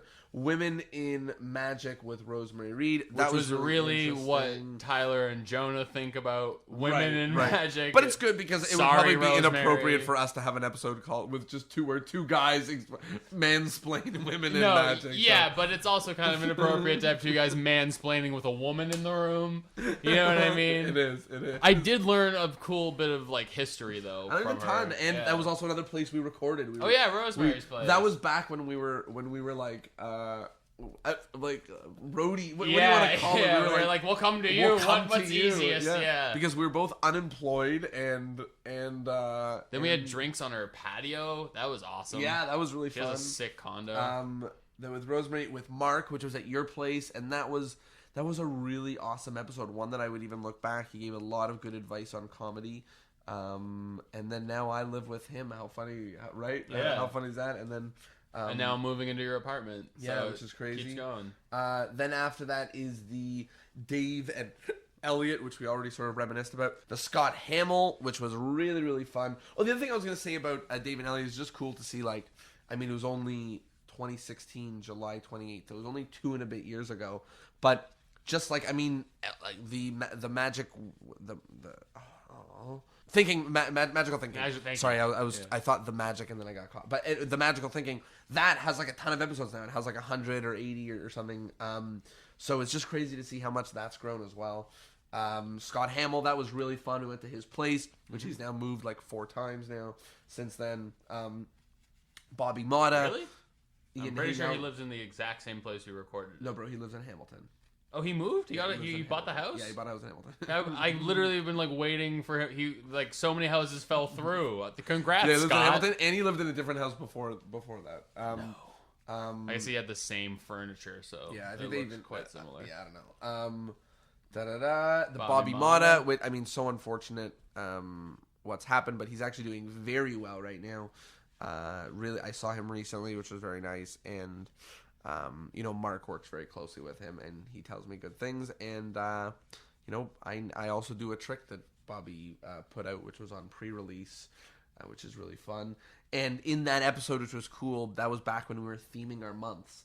Yeah. So we were talking to him a lot more about science, and and that was after we were on the fix of the ethics episode. And these were all recorded in orders that are nothing remotely near to. And we recorded at Bobby's house. Yeah, and at Bobby's house. And this was recorded very short order after the ethics episode with Ben. And we talked to him a lot about ethics, which was interesting. Probably the wrong decision. But interesting. Our first Penn and Teller fooler. Yeah, so that was the Sean Farquhar episode up at camp, which was awesome to be able to record. And that was exactly the first time we had someone on the Fool Penn and Teller. That was also the second season of Penn and Teller, which now Penn and Teller Fool Us plays such a huge role in our show now. Creativity, Chris Wheel, that was a really fun episode because he was really cool. He recorded in his car. He just parked somewhere and recorded, which was really fun. And it was also the first time we had the epiphany about creativity, where sort of limitations is what and big thank you to Chris Wheel.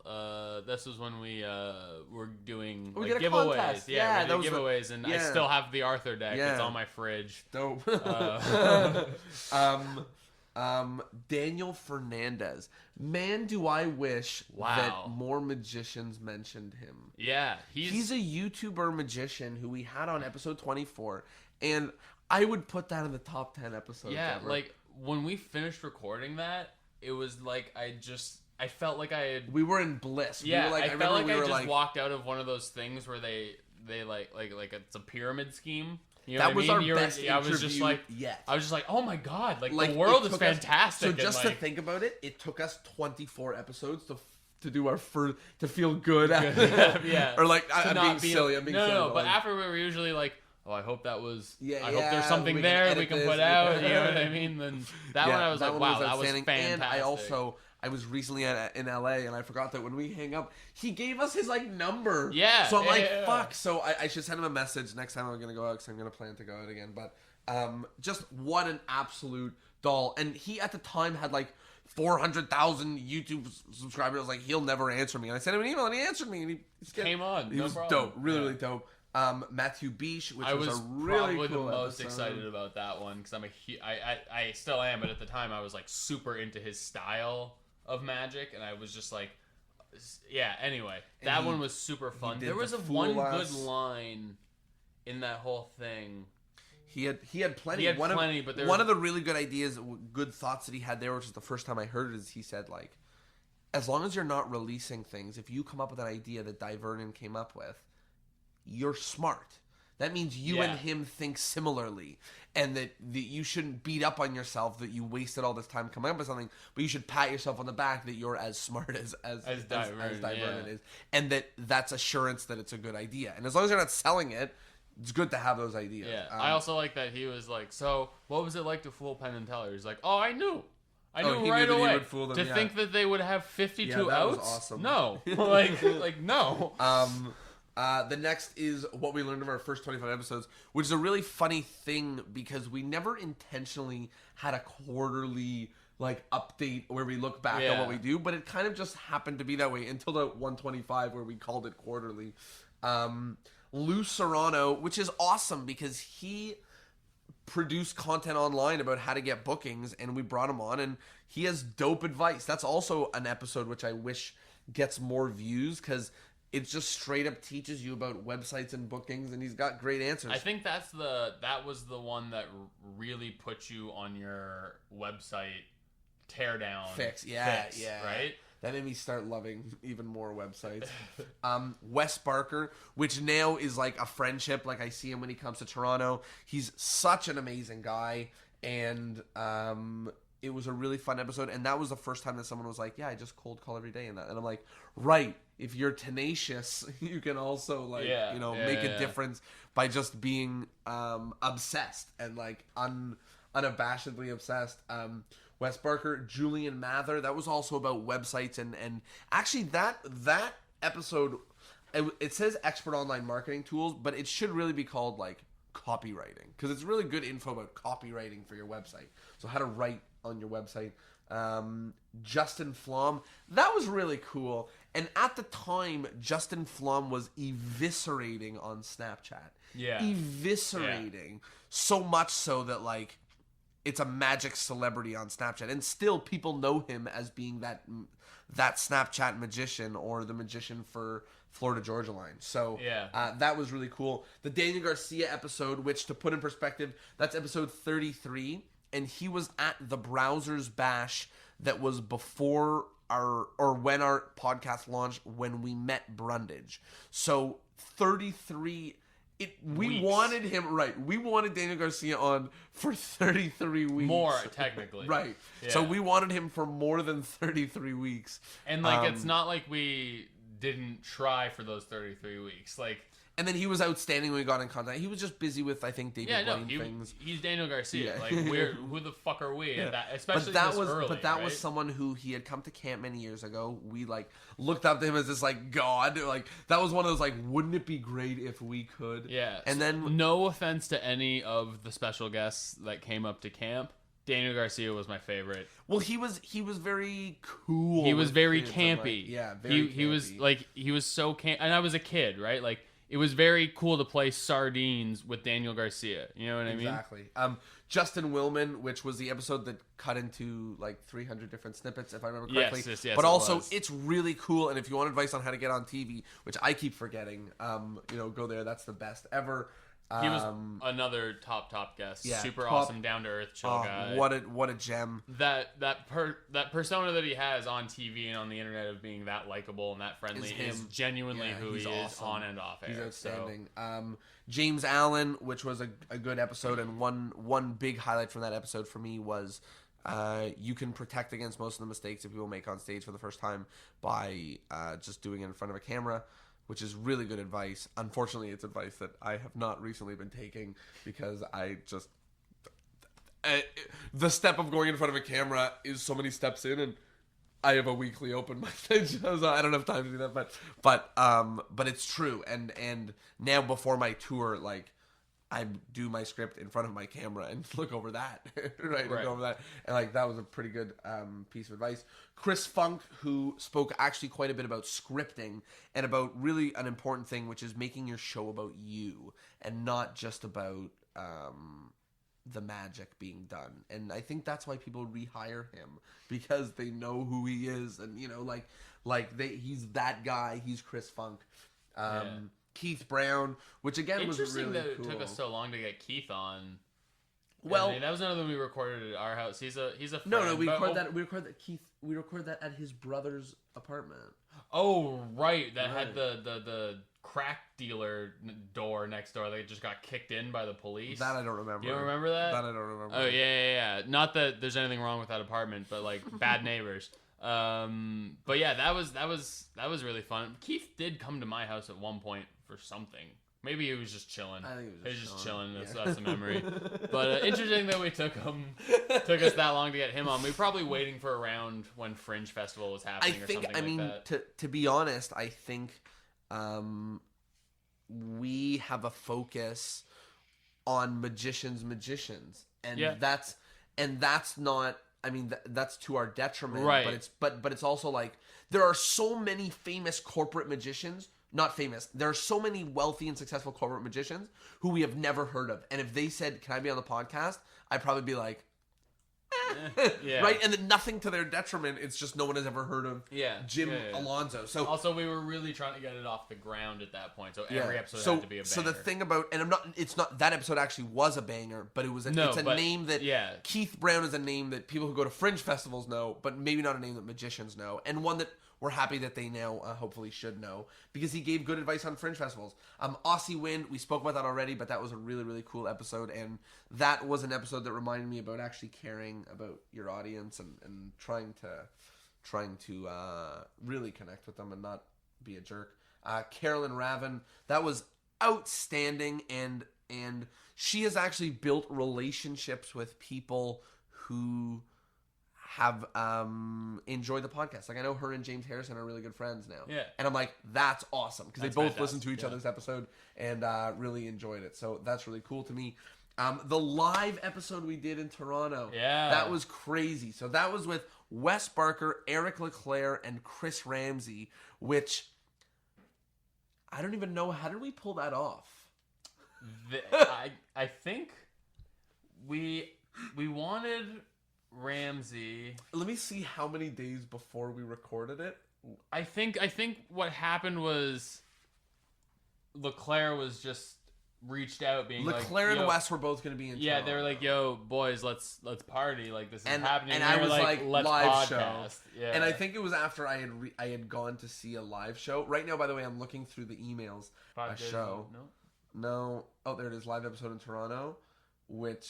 So here it is. The content. By the way, so we sent it to our email list at the time, which was 225 people. And, or 225 people received it, because some didn't. So this says January 15th is when the event was, and I sent this on January 13th. So we sent an email on the 13th that says, in 2 days we're doing a live show with Chris Ramsey, Eric LeClaire, and Wes Barker. And Ramsey had no idea what he was no walking idea what he into. was walking into at all. And it was really cool. And we did it. People came. I think there was people there I didn't know. People asked questions. The recording came out. You know, Yeah. we had a sound guy. It was incredible. So, big ups to that. And big ups to the SoCap. to the for being SoCap for letting us do an so event there. accommodating. Yeah. Chad Juros. That was a cool episode because we said, hey, Chad, and then he told us his story, and then we said thank you. And it's such an amazing story that there was no reason for us to talk. Yeah, Chad's And such a it great was guy. Such a great guy. Someone who I wish... Another camp friend. And someone who I wish I would be able to see again. James Harrison, that was fun. Yeah. He won a contest. He won a contest to come on our to podcast. be on, and it was cool because we disagreed with a lot of what he was saying, but still let him be there. I'm just kidding. No, we disagreed, but we had some good disagreements. Yeah, he was live on it. because he was a friend that won a contest. It was kind of like a lot of the time, you know, people are like, you should stop just saying yes to whatever magicians say. That was one of the few episodes where like, hold up there, Let's let me talk about challenge it, you on that one. Nick Wallace, which is the first person. It took 45 episodes for someone to recommend a director. So Yeah. if you're trying to be as amazing as Nick Wallace, hire a director. The next one is John Gustafaro, which I'm so embarrassed I'm about so the sorry. introduction. Really, 46. So it was almost a year of us doing it, and we still were did that introduction. Goombas. Absolute goons. That's so embarrassing, that one. But a brilliant episode, and If you can get past the intro, it's just skip well past the worth intro. it. But it's a great episode, and you're going to learn about getting better.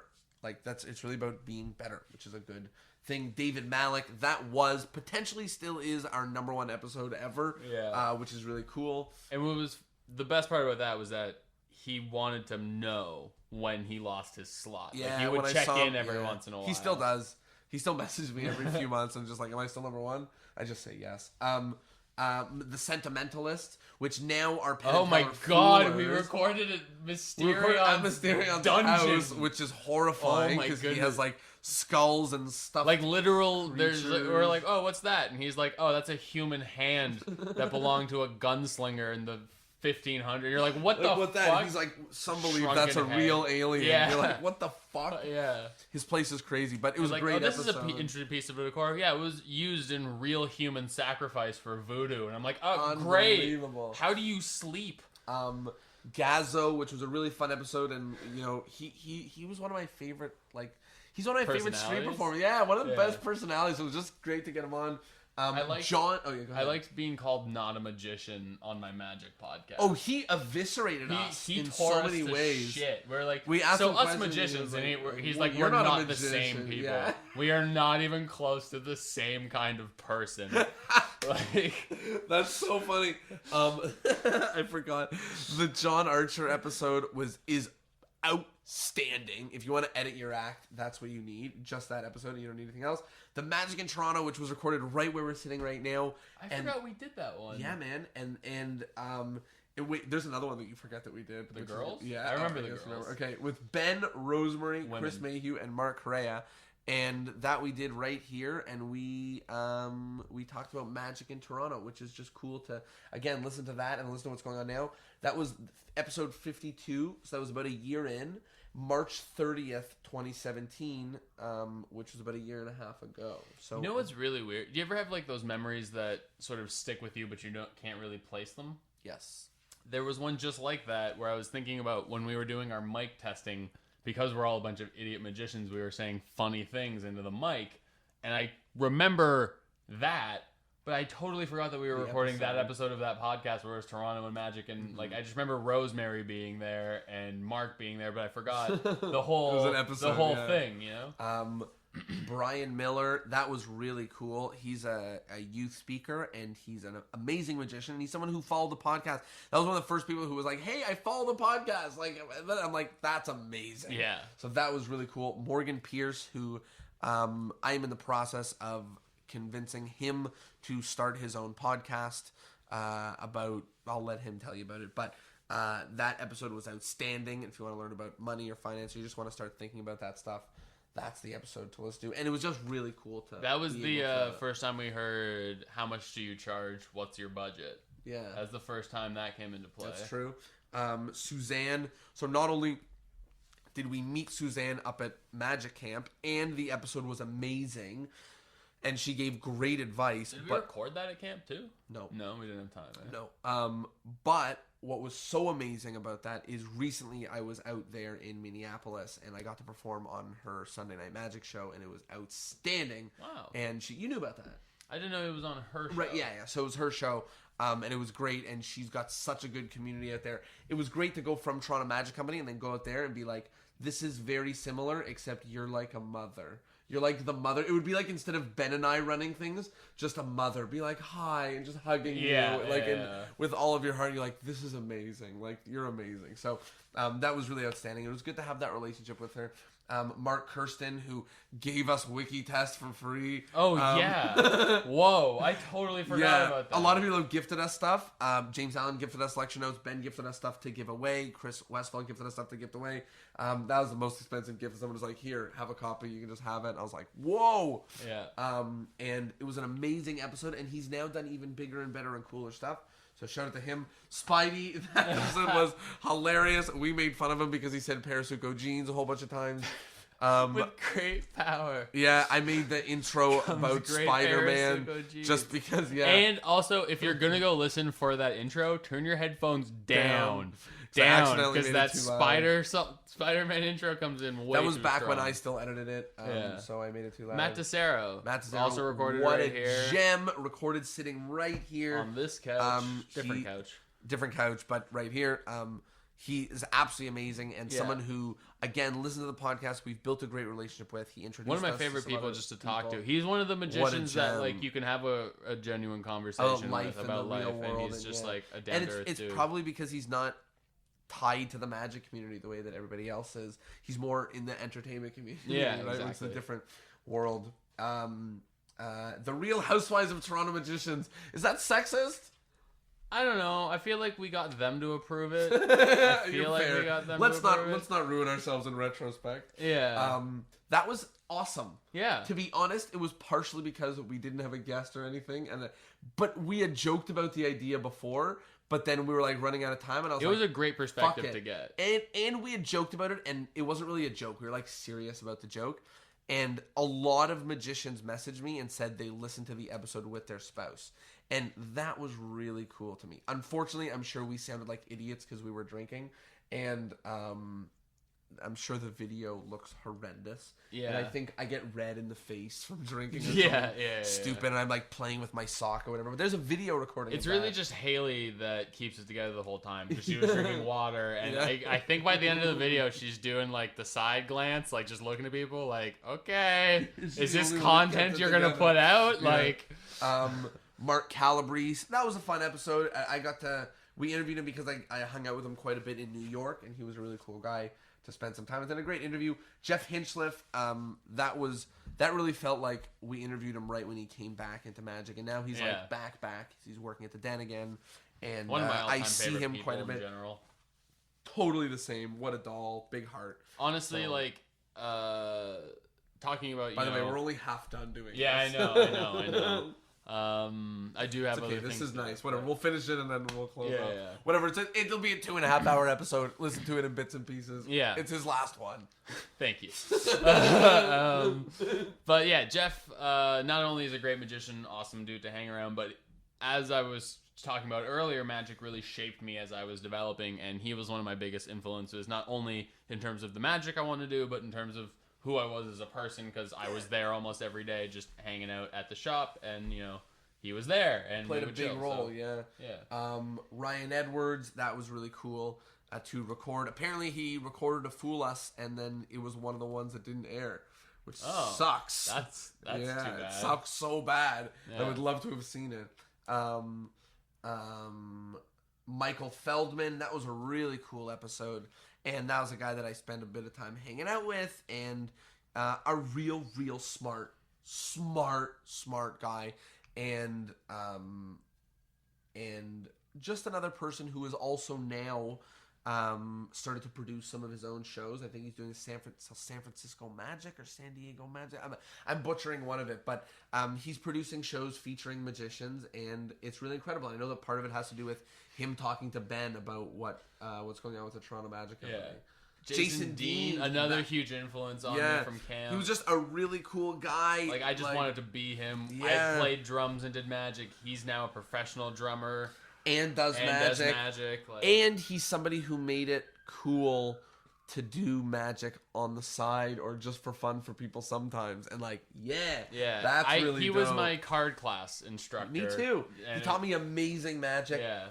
Anna D. Guzman, that was awesome. That was our first really blowing up dip into cardistry. She's blowing up like crazy. Yeah. And props to her. She was on Steve Harvey's show. She's like producing incredible YouTube videos. So big ups to Anna D. And that was our first cardist on, which was cool.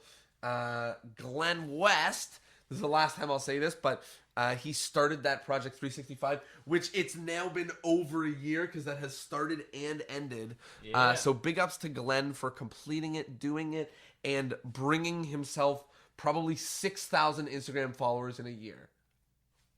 I'm just saying, if you're wondering how to do it, it's produce a lot of amazing content every day. That's the secret. Harrison Greenbaum, Jesus Christ, if you're looking to make your stuff funny, just listen to that episode. Yeah. It's amazing. You talk to magicians about comedy, and I you almost talk to couldn't comedians get through about that comedy. one because we were just like trying to stay on So topic, brilliant. but just laughing. So brilliant, and we were laughing our hearts out. He's funny. It was brilliant. It was so good. Zach Mirza, great episode. He's also a great Toronto guy that's cool to hang out with, and people know his name. Actually, people really know his name. And he's got some cool projects in the works. He kickstarted his Genie deck, and just he worked on some cool things. And he's also somebody who does a good job of mixing art and magic in the ways that he does. He's a what's it called when you draw and flip, an animator, but by hand. Yeah. Steve Reynolds, that was a really cool episode because I spent quite a bit of time with Steve. I took a long road trip with him and stayed in a room with him for a magic convention, and then we interviewed him, and he had some great things to say. And that was sort of one of the first times we heard an old guard approach, the sort of you have to practice endless hours. And we got a lot of people giving us flack, but more interestingly, we got a lot of discussion and discourse going on about if that's true, and depending on who you are, it is or isn't. Gaffing cards with Gaff guy, that was super cool. Yeah, that was and RJ now works for him. RJ does a little bit of stuff for him, and it's a little cool peek. Sorry, hiccups. You talk about the next one while I finish my hiccups. Where are we at? Jeremy Griffith, man, that was so much fun because I honestly had not seen his stuff on Instagram until Jonah was like, "Yo, we should interview this guy."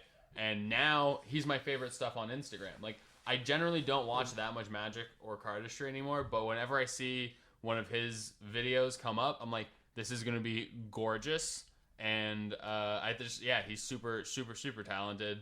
A lot of valuable stuff on there as well. Yeah, and he's also like heart of gold. He put us in contact with some other people, some of which did the podcast and some of which were not interested. But the guy who was not interested is of a level of reach of like it's unbelievable that we were able to reach him. Yeah. Even for him to just say no. Lawrence Haas. Oh my goodness. If you are ever considering experimenting with psychedelic drugs, don't just listen to that episode. It's that mind-boggling. We have a Paul Vigil episode for that. I guess. But they're pretty in line with how fucking mind-blowing that shit was. Here's what I'll say about that. My reality apart. Here's what I'll say about that episode. That is a magic teacher. Yeah. That is a magic teacher. So if you want to know what it's like to learn directly from a magic teacher. Yeah, Lawrence Haas, Paul Vigil, and we'll get to him. We'll get to the other one. Maddie Gilbert, that was also one that we recorded here. That was so cool to do. I believe he pronounced it a bit. Oh, Marty Gilbert. Marty Gilbert. I screwed everything up. I think at the time, like when we met him, it was Gilbert. Oh, okay. I think he's changing it because it's better because Gilbert is a lot more stage friendly. But anyways, that was an awesome episode. And he really has some inspiring. cool stories, and very inspiring. My hiccups aren't going away. Billy Kidd, brilliant, and really the first person to say magicians are horrible actors, which is true. And one of the best insights for busking. We've talked about busking on multiple episodes, but she had a lot to say. And it was really, really interesting because it's a world that I've never really dived into too much. So. Demian Aditya, and that's someone who Jeremy Griffith put us in contact with. He had just done America's Got Talent. He had just was on crazy tours, like all this amazing stuff. And what was crazy is for somebody who does stunts and does magic, he was so open about how to start, how to attempt it, what to do, what's going on. You know, he was really awesome. So sorry, I'm trying to fight through these hiccups. Alan Hagen, that was cool, and that's somebody who relit the fire in me that you can do a close-up show and that you can work on building and putting together an amazing close-up show. Garrett Thomas. That was the third one I was going to mention for the mind-blowing. Like, when he talks about that drum, I was just like, I was on the edge of my seat just having a conversation. You know what I mean? When somebody says that they want to listen to the podcast, whether they are or not a magician, I say listen to episode 85. Because if you like that, then you'll like the podcast. Or if you like that, then everything in the podcast is worse than that. Yeah. So if you don't like that, it doesn't get any better. But really, what I mean to say by that is that's the most down to earth if you want to hear about magic as an art form. Geez, these hiccups. Xavier Spade. Yeah, that was really interesting. That one also had a lot of controversy. Right? A lot of controversy. He said he did not pull punches on that episode. So if you're he did not make friends on that episode. But he did say some really interesting things and sort of shared the way some people are thinking about magic right now. So that was a cool episode, and also somebody who I met at Buffalo 52 Magic Convention, and then I said, "Want to be on?" And oh my gosh, these hiccups! And then he came on and he did a great job. He put me in a YouTube video to promote it, his channel, and he's got some mad dedicated fans. Guy, those fans, whoa. Yeah. They were like, how many times, because he had a contest to beat out David Malik for number of listens. Yeah. And people were like, how many listens? Did we beat him? And I was like, oh my God. They wanted that free stuff. And they never beat him. But pretty cool. Sean O, what a down-to-earth guy. So young, such amazing. I was a little bit pissed off that whole time because he was just so much goddamn cooler than me. So and cool. So much younger than me. So young, so cool. Great like, video content, great cardistry. It's just like, God damn it, Sean. He was amazing and such a nice guy. Garrett Clark, that was really fun. And that was our first look into behind the scenes of magic, of magic world. And I think we got a little bit hooked on that and we started talking quite a bit more. Tony Chang. Okay, yeah, that episode was definitely interesting and great and worth listening to. But that was another one we were sweating. I also got a lot of whole time because we were like, okay, all right. I got a lot of messages. There's a lot of like comments on that episode. It's like, whatever Tony's on, I want some of that. Yeah, I'm like, exactly. that's the way that he is. That's why we brought him on. And it's like mad genius, you know? Like you listen, you're like, this is crazy. You're like, but true. Yeah, like if you've ever seen Tony's videos and you're like, wow, that's really impressive and great, watch him perform in person. Yeah. Felix Bowden, that was really cool to have him on. He does amazing stuff too. His magic's great. His stuff on Instagram is really cool. John Stessel as well. You can see our obsession with Instagram growing. Yeah. John Stessel, who is a legend with Instagram. Wave gang. And it's funny that you know that, right? Yeah. He's that good at it that you know. And he works on Dan White's show. David Williamson, I laughed so hard in the first minute. Before we even press record, I was peeing my pants. Yeah. And that was one of those people who was like all-timer. And also really hard to get on because he was like, I don't have anything valuable to say. I want to say, and then we started recording. We're like, what are you talking about, man? But we knew that he had so valuable second nature stuff to him that he doesn't think about it. But we were like, do you want to talk to us profound. about this? And he's like, I have nothing valuable to say. We're like, what could you be talking about? Yeah. And obviously he did. And that was what an amazing episode, amazing guy. And I got to spend some time with him. Him and Ben and I went for lunch when we were in Michigan. Lloyd Barnes, that was a really fun episode. And again, sort of hearing about behind the scenes illusionists, and he was such a nice guy to talk to, man. Yeah. Like what a nice guy. Mario Lopez, very funny to bring him up because Mark just watched a video of him and he's like, oh my god, this guy's amazing. I'm like, we interviewed him like 6 months ago. He's outstanding. Yeah. He had brilliant advice. He talked about using your face, which is probably the most resonant advice to me that I have heard, because I use my face, but his advice makes me use it more. Michael Close, that was really fun. Oh, and, yeah. you know, I got to host him at my house, which was really cool because he was someone who we knew from Magicam for many years. Then he was on Fool Us. He's a really funny magician, really entertaining. Yeah, he's done it all. Like he's deep rooted in show production. He's deep rooted in methodology, books production, and everything. Yeah, and stacked everything. And him and his wife Lisa Close to do huge things for Magic in Toronto and in Canada. So and around the world, legit. Yeah. Jared Kopp, that was a mind-boggling episode. At the beginning, he was reading what we thought was a quote from a book in front of him, and then he kept going, and there was no book, and he just memorized quotes from his from Magic book. He by heart. It was like, oh my god, like just an incredible level of knowledge. Adam Wilbur, someone as well who really didn't hold back in sharing what Illusionist is and what they're trying to do. And that was really eye-opening in the best way possible. Paul Vihill's episode, which, to put in perspective, he was down to do. We were really excited. And then at the time, his power went out and his furnace broke. And then he was cleaning the furnace and the water stopped in his house. So he recorded the episode with oily furnace hands, just talking into the mic without touching anything, and his parents were at his house. So he really did us a favor. But that was after we got an opportunity to feature his show and lecture here in Toronto, which was really, really exciting. We're 3 pages till we're up to date. all right. Caleb Wiles, again, someone who we got to feature in Toronto. He came here. He did some amazing magic. We went out for breakfast with him. That was he completely shifted my perspective on professional wrestling, and really made me appreciate it in a new light. So the fake episode we did with Teller for April Fools, that has the most downloads of all our episodes. I don't know how I feel about that. I feel that it is definitely the best prank that I've ever pulled off in my life. So there you go. Don't go listen to that. Josh Janowski, what an amazing guy. And also doing a lot more stuff on Instagram now. And just moved to Montreal, so I'm excited to go see him because he's very close. And I'm excited to see what he's doing with Canadian money.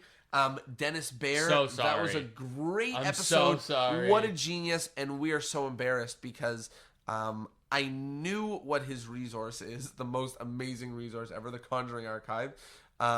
But I didn't realize that it was him, and I was too stupid to even go to his website because I was like, I know everything about Dennis Bear right now. Yeah. And if you just even search him anywhere, it just a lot comes of up. people would, when we forget things or say, "Oh, you should have talked about this. You should have talked about that."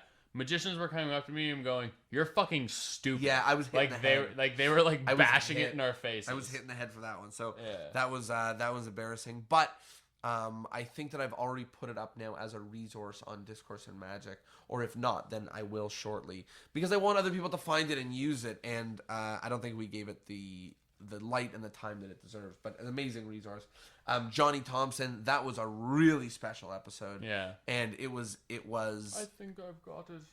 Oh yeah, well that wasn't in the episode. It wasn't in the episode, but go but watch that Google video. Johnny Thompson. I think I've got it, and you'll enjoy yourself. But he was so amazing, and he was an open book. Yeah, and he's sitting in his backyard, just lounging in the sun, chatting talking with to us us, and just and reminiscing about his whole. Yeah. He really has like. been everywhere, done everything. It's not that. It's he has the deep because he lived it. It's not like he studied and he's like, oh, I know the history of this. He's like, oh, it was really like that. Like this is what it was like to be on television. This is what magic was during the vaudeville. This is it wasn't from watching it. It was you know from being it. Yeah. And actually, it reminds me to talk about Eugene Berger, who we had an interview scheduled with. And literally, he was like, I have to go do some blood work. My apologies. Let's reschedule the next week. And then we got the news that he passed away. So that was really unfortunate. But he was nothing but amazing to meet at the bash, talk to over email, coordinate with. All he wanted to do was share magic. He was someone who I always wanted to have on. And he was serving the complimentary breakfast at the bash. Like that's how down to earth he was. Is. And like that was my first time meeting. Well, second time meeting Eugene Berger, but my first time actually. I also met him one day when I was in New York. He was at Tannen's and he just did magic there, and it was all mind blowing. And just it's so amazing that we didn't even have him on, and I'm so affected by how much he, cared about magic. So just wanted to mention him. Joshua J., somebody who has had a large effect in my magic over a long, long period of time. Also a camp friend. Yeah, he was up at camp. A few years I didn't know him at camp. I was never at camp when he was there. No. Okay. But one year he came and he was jacked. And it was like, I was literally like, oh, Joshua J, so cool. Next year, I was like, I can't talk to you, big fridge huge, person, dude. because I was a kid, right? Like, and I also bumped into him when I was at the Magic Castle, and he was very kind.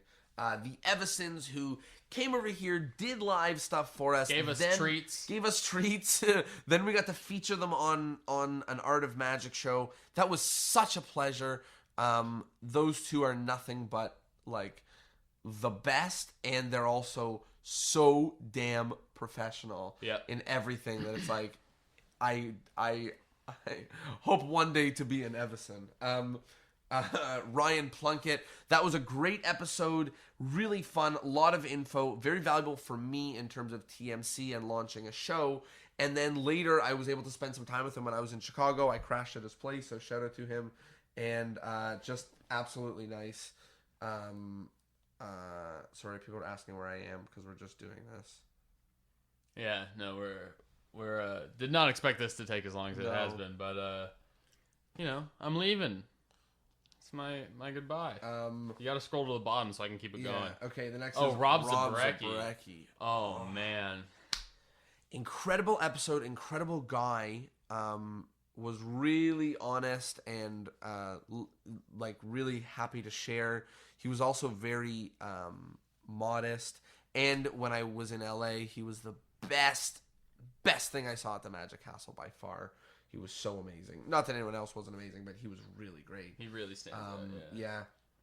Kyle Marlette, cool to chat with. Someone who had a role in our growing up in Magic. He was one of those guys who was like just a little bit older than us and created and released in like the stratosphere of I don't know where specifically, I don't remember, but like the Illusionists or 311s or whatever it was, like he was a name as a creator, so very cool. And he was such a gem. And I gave him some advice because he launched his own podcast. I don't know how that's going, but I hope it's going well.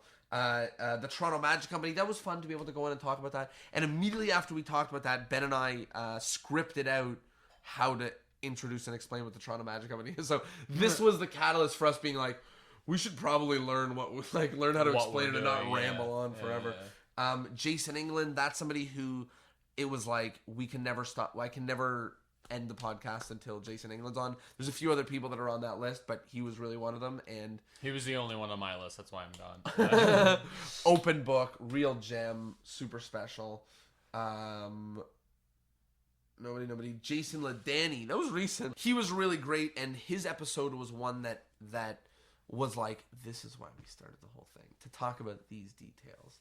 So that was a real finer detail episode. Dave Curran. All right, but actually, that was a surprisingly fun episode. I mean, I wasn't surprised because I know that Dave is outstanding, but it was just a. I thought it was going to be a fantastic, like, this is going to be really knowledgeable, but, like, I was just happy to be in that conversation. You know what I mean? Like, it was like, time. I was happy to be in that room. Like, yeah. Like that, but that's what it felt like. And if you're into producing shows, you got to listen to that episode because that's really push the chips in. You got to go all in. You got to just push them in, baby. Push them in. Push them in, baby. Kayla Drescher, that got some of the best feedback of any episode. And I'm so, like, every time I see the word female magician written on a video post, I get upset now. I'm like, stop it. Yeah. Stop it. Kayla taught me. And Shazam is a great podcast. David Peck, genius, biggest heart, and is doing some cool things with his podcast as well. A lot of podcasting coming up here, which is really cool. Carl Hein, another guy we had. Gem, Som of the Castle. He was amazing. Again, he was our first ever Toronto Magic Company show. That was not our launch party. We featured him on our first Tricks in the Six. Yeah, which was really, really cool. Ed Kwan, now we're getting to so recent that feels not as nostalgic. Ed Kwan, I think there has never been a better quote on this entire podcast than the conversation between Ed Marlowe and Alex Elmsley when Ed Marlowe says, or when Alex Elmsley says, or Ed Marlowe says, don't you hate it when they steal your tricks? And he says, there's just tricks. And he says, but that's all I have. Boom! Yeah. Game changer. Affect me for life. I just like the way Ed Kwan speaks. The way it was not even just a quote. It's the way he said that when he was like, and then Marlowe said, but it's all I have. It's all I have. It's just like, I was just like, I just my crumbled heart. my heart. Yeah. So good. Axel Hecklau. That's somebody, again, who's like magic I use. I watched his lecture live, like when he came to Toronto, and I was like, damn, this guy's good. Like, oh my God. It was one of those times where everything was outstanding. So that was great. Hera Penong. I mean, it feels like I'm not throwing back. It was 2 episodes ago, but really great guy. Loved watching his stuff on Instagram and loved seeing, loved being a part of this. And he did such a great job sharing it online. I think 100 new followers in 1 week came and joined us because of him, which is crazy. 100 people on Instagram at least, which is crazy. And David Parr's episode, which is I think Joe Diamond left this comment, but it is a masterclass of an episode. There's more in this episode than $20,000 courses in Magic, and I agree with you. It's literally unbelievable. So I'm out. And didn't need any more. You can't top it. Can't top it. And then now we're here. Now we're this here. Is us right now at 1:33. We've now nostalged. We've reminisced. We're sort of here. Yeah. Is there anything? I guess I have to say bye, right? Well, the last thing I want to say is, I mean, I'll be back. Yeah. So first that. I'll be back. Yeah. I mean, like, I'm not. I can't imagine if this podcast goes on for a considerable amount of time. I can't imagine a world where I don't at least pop it. Like, even if this podcast dies, we'll be back. You know what I mean? Like, Discourse never dies. Yeah, so you still live in Toronto. You still here. This podcast is going to keep running. But if Tyler ever does anything magic, we'll talk about it. You can come. You could be on it. Right? There's still, just as there's always, there's still no rules. Is there anything, now that you still have a podium, you have millions of magicians listening, what do you want to tell them? Oh, gosh. Man, we do this to our guests every week. I'm crying, by the way. I don't know. Like, just be good. I don't mean good at magic. I just mean, like, be good people in and outside of your magic, on stage, off stage. Don't don't try to better yourself the whole time. Try to better the world. You know what I mean? Like, you have this gift. It's a talent. You worked hard, but it's still a gift. Everything's a gift. And make sure you remember that.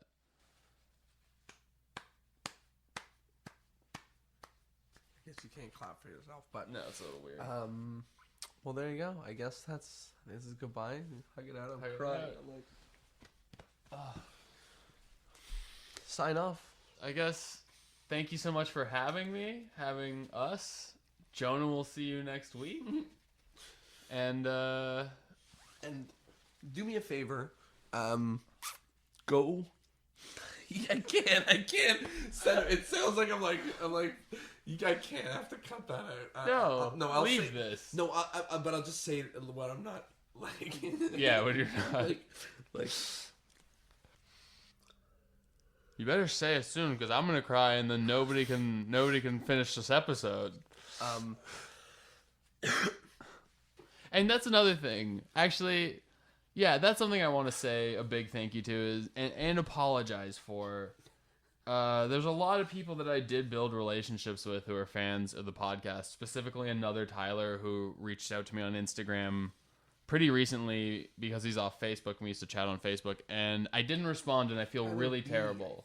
Bilowski is his last name, and he was going to be in the city, and I was just busy, and then it got, it got to the point where I was like, well, I can't respond now, and now I haven't, but I'll speak to you on the podcast, and I do sincerely want to apologize because, I mean, you guys have been everything. This is the whole reason why we do it. If nobody listened, we wouldn't be sending the emails and making the calls to get the guests in the seats, and every time it got tough, it would just take one person to put a comment or be like, hey, why is the episode coming out late? And we were like, fuck, man, we can't stop, and I hope one day I'll have more to give to the community because it's given so much to me. And other than that, make sure that you keep listening to Jonah, keep his passion alive, keep him podcasting, and he will see you next week. We will see you sometime. What I was going to try to say, and I'll figure out a way to say right now, is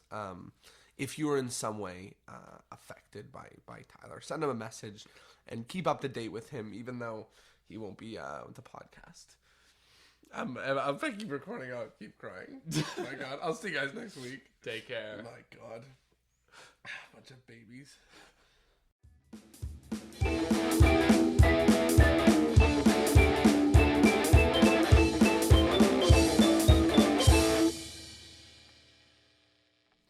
Well, there it is, episode 134, and Tyler's final episode, which is very sad.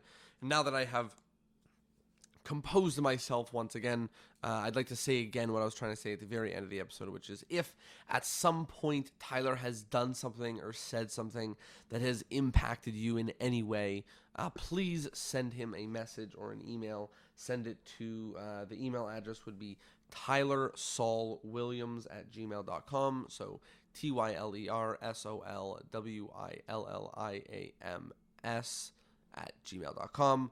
So tylersolwilliams@gmail.com, or find him on Facebook or Instagram and just send him a message and tell him how much what he's done means to you. I know that his work has meant the world, and other than that, I will see you guys next Thursday. Peace.